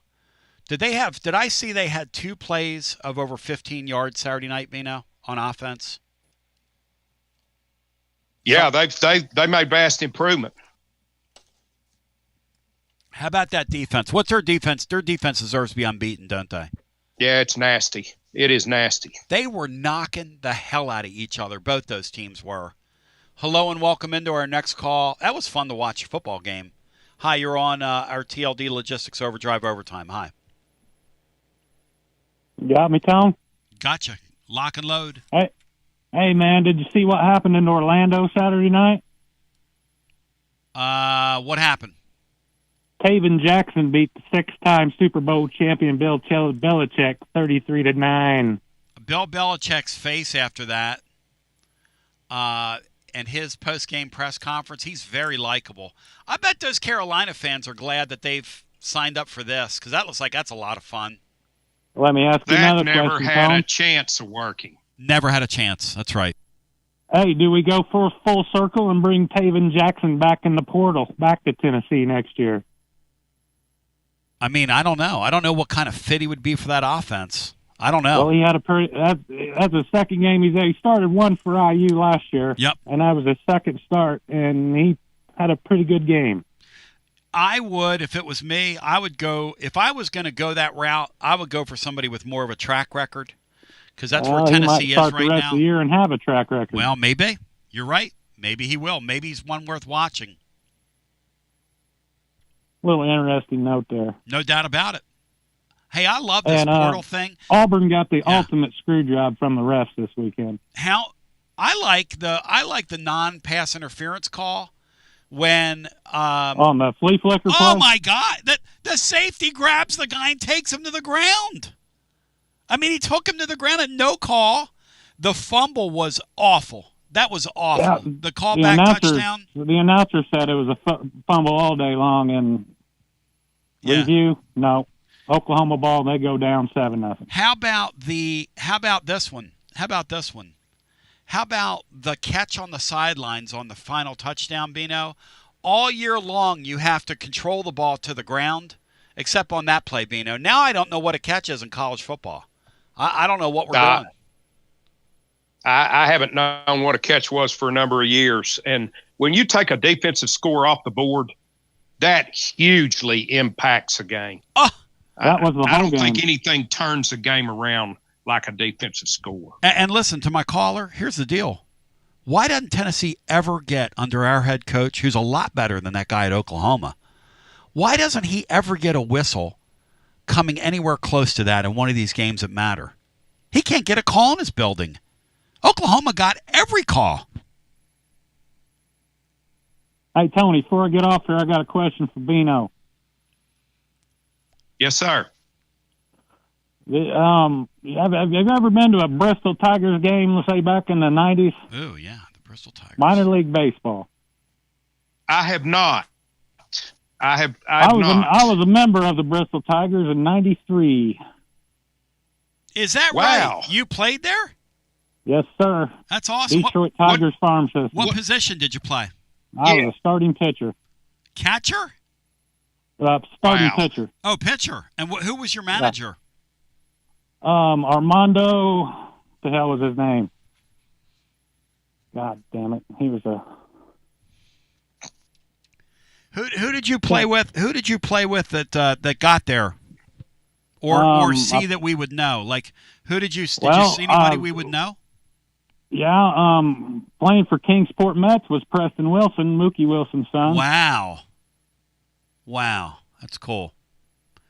That's a very sad thing. That's really neat. That's a very sad thing in 2020 when Major League Baseball took the opportunity to basically split their minor leagues in half. That took baseball away from a lot of the heartland. That one half a year there was pretty much the reason why I became a Tennessee fan. Wow. So where are you originally from? I'm about 8 miles from the stadium over there at IU, Central Indiana. Wow. How cool. That must I went to a junior college in Florida. Okay. And then I was drafted in the 7th round of the 1993 draft. What was your out pitch? Split finger fastball. Nice. Wow. That's cool, man. That's neat stuff. Yeah. Two old Have baseball to come down heads and visit like us. you guys sometime. Love to come see us one Friday down at Calhoun's. We'd love to see you, man. Please. Will do. My name's Granger from Indiana. Granger, you're the man, brother. Good talking Thanks, to you, Granger. buddy. Yes, sir. Thank nice you. to talk to you. 865-200-5402. You know, I don't know if people think that I'm just saying it. By the way, the word's out official. Bruce Pearl has quit and he's running for office. I don't know if people believe us, Bino, when we say it. I was talking to Russell Smith the other day who is going to be with us Oklahoma weekend. What we're going to do during the Oklahoma weekend, we're going to be out there every Friday, by the way. But Oklahoma weekend, we're going to do our show from 11 to 1. I'm going to play music from 1 to 3. Russell's going to do a show from 3 to 6. Then they're going to have a band at 6 o'clock. So we're doing what we're calling Valapalooza down there. It's Halloween night as well. I think I'm going to wear some hair. I think I'm going to come as like somebody with hair. Russell said, man, the atmosphere there. He said, I hear you guys talking about that. He said, wow. It is such a humbling thing to meet so many people from around the country that listen to the show that come in. And we had a chance to meet the caller William the other day and his father. And it's just such an in-the-heart thing, Bino. Such an in-the-heart thing, getting to meet all these different people. It is, Tony. It's it brings such great joy to meet those folks. Really does. And I think people think you and I are just saying that. And rest assured, we are not just saying that. Like I was telling Brad, you know, I ought to pay you guys to be down here. He goes, well, we were going to talk to you about that. Why aren't you paying us to be down here? Stephen Pearl taking over at Auburn. Bino, I will install the over-under at 1.5 seasons for betting purposes. And where are you going?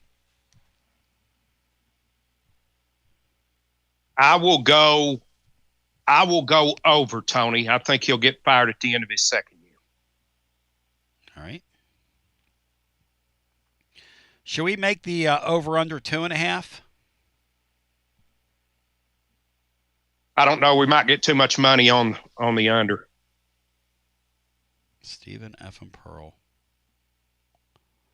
Wow. He's all growed up.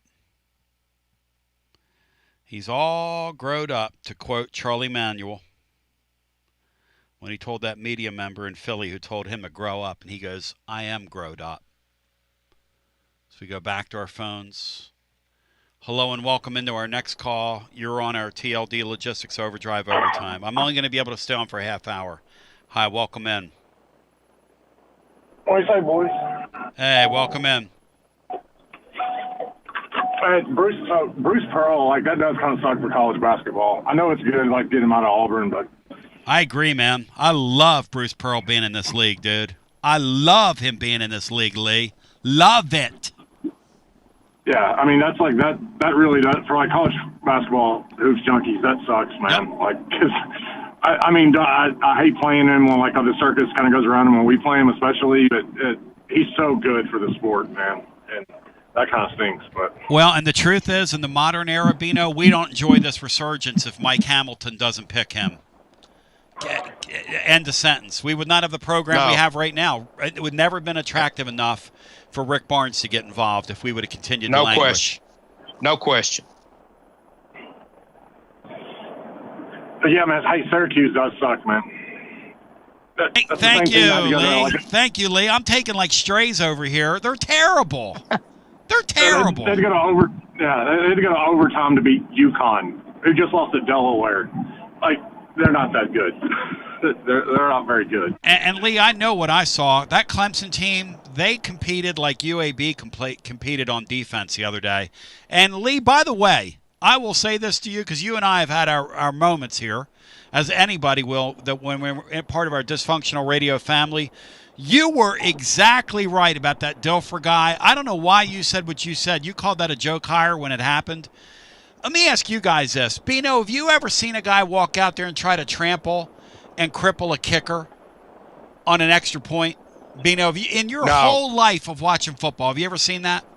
No, absolutely not, because that's a guy that there's no way in the world he did anything to you to even give you any excuse for that kind of response, as if there was anything he could have done. But you know the kicker hadn't cheap shotted him. I mean, Lee, What are they doing at UAB with their football program? Why and why? I said it when, the second they hired it, it was the worst hire in the history of college football. I have no idea why they did that. Bill Clark literally resurrected that program from the dead. They killed the program, and then he brought it back, and they won the league. And then he had 1 year where he lost 5 one-possession games, and they fired him so they could bring in Dilford. And he's completely ruined it. That's a really proud fan base down there. It's not very big, but they care about that football team in Birmingham.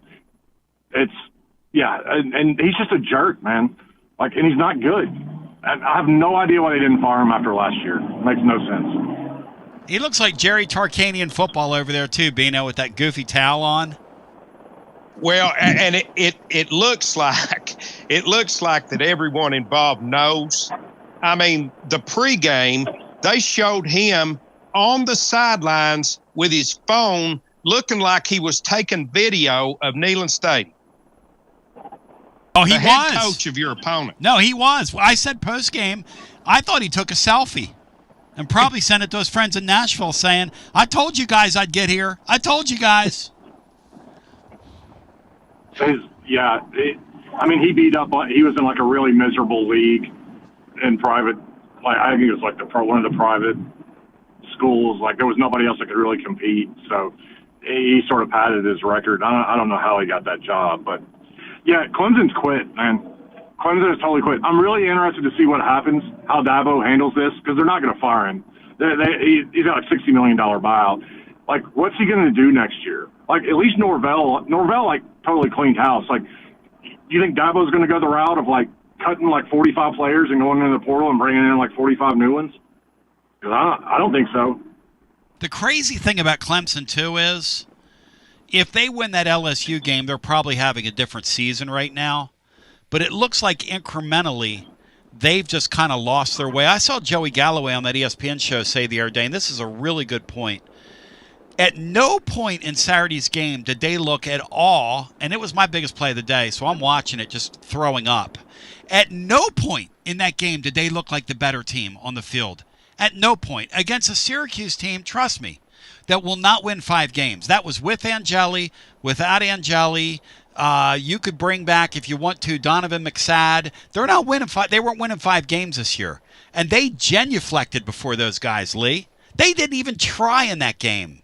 They've got NFL players on defense, Lee. They didn't even try in the game.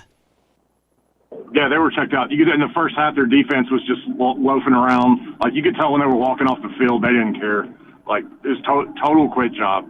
I don't know. I mean, it's wild. You saw it last year with FSU, with all the portal kids, and it's a different. The makeup of the team is different. It's not a bunch of portal kids at Clemson, but they've definitely not bought into Dabo's message. Whether or not it was that presser last week, but they're totally checked out on that team.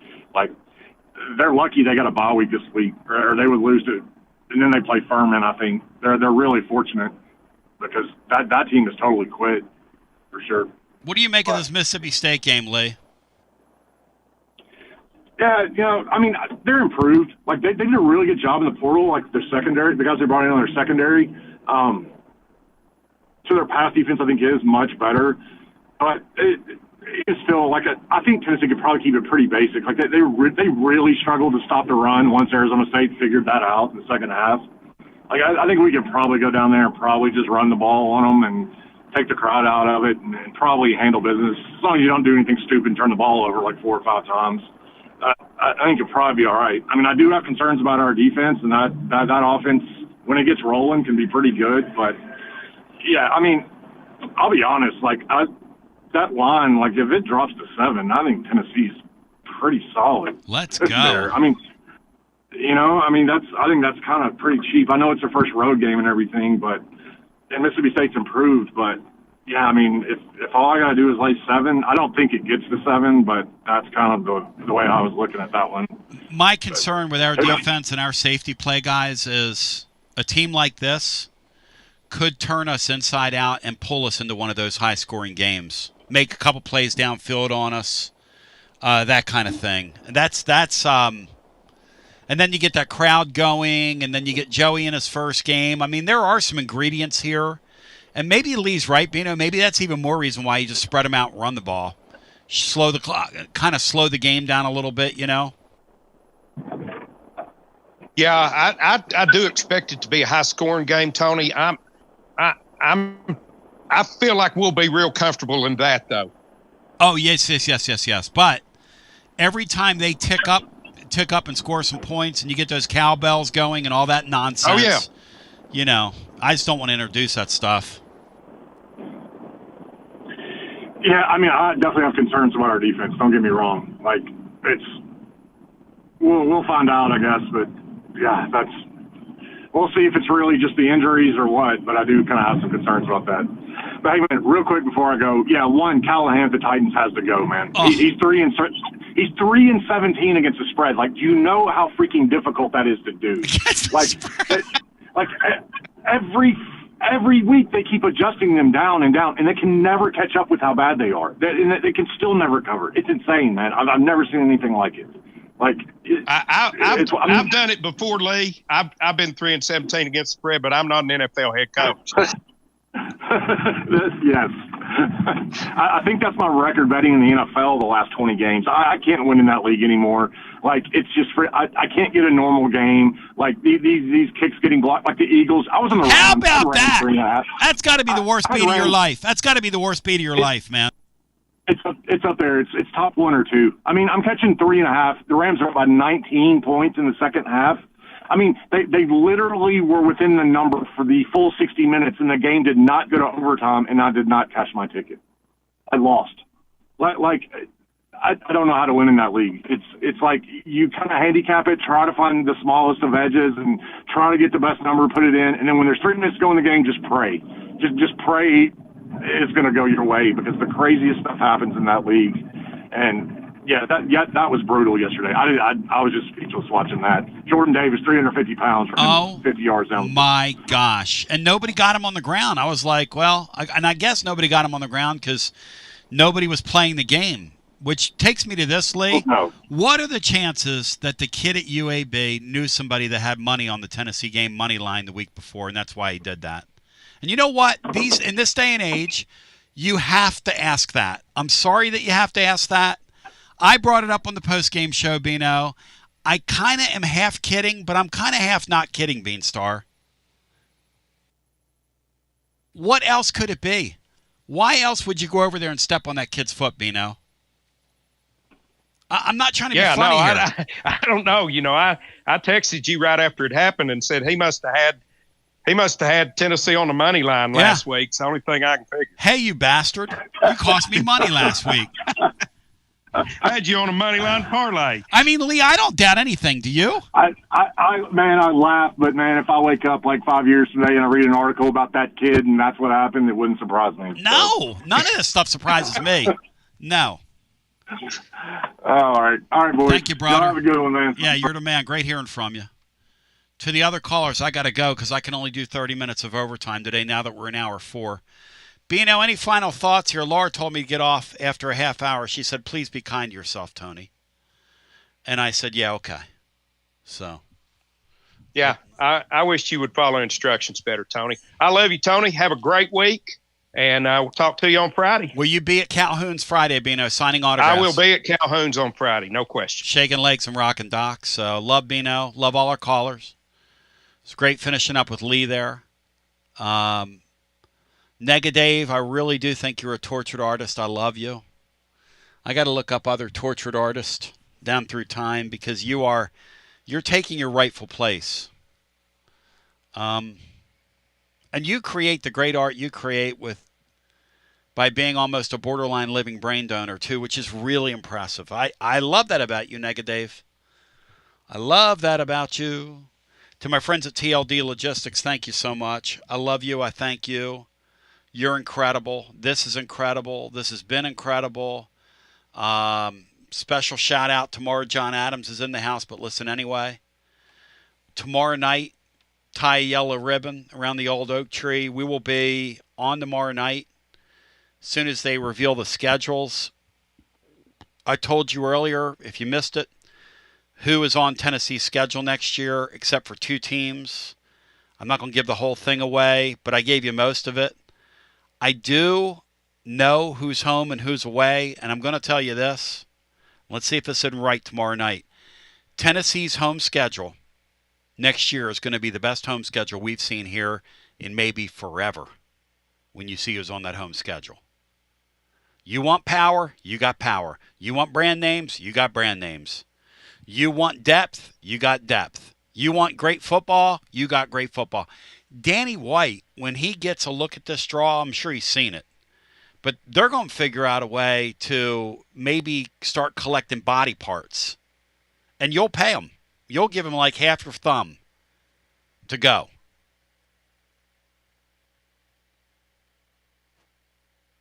Danny White might ask for half your thumb.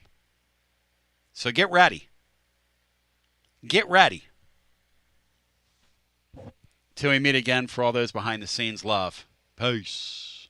And G to the B to the O. And thank you, Bino, for hanging in for almost 4 hours today. All right, let me walk over here and hit stop so we can then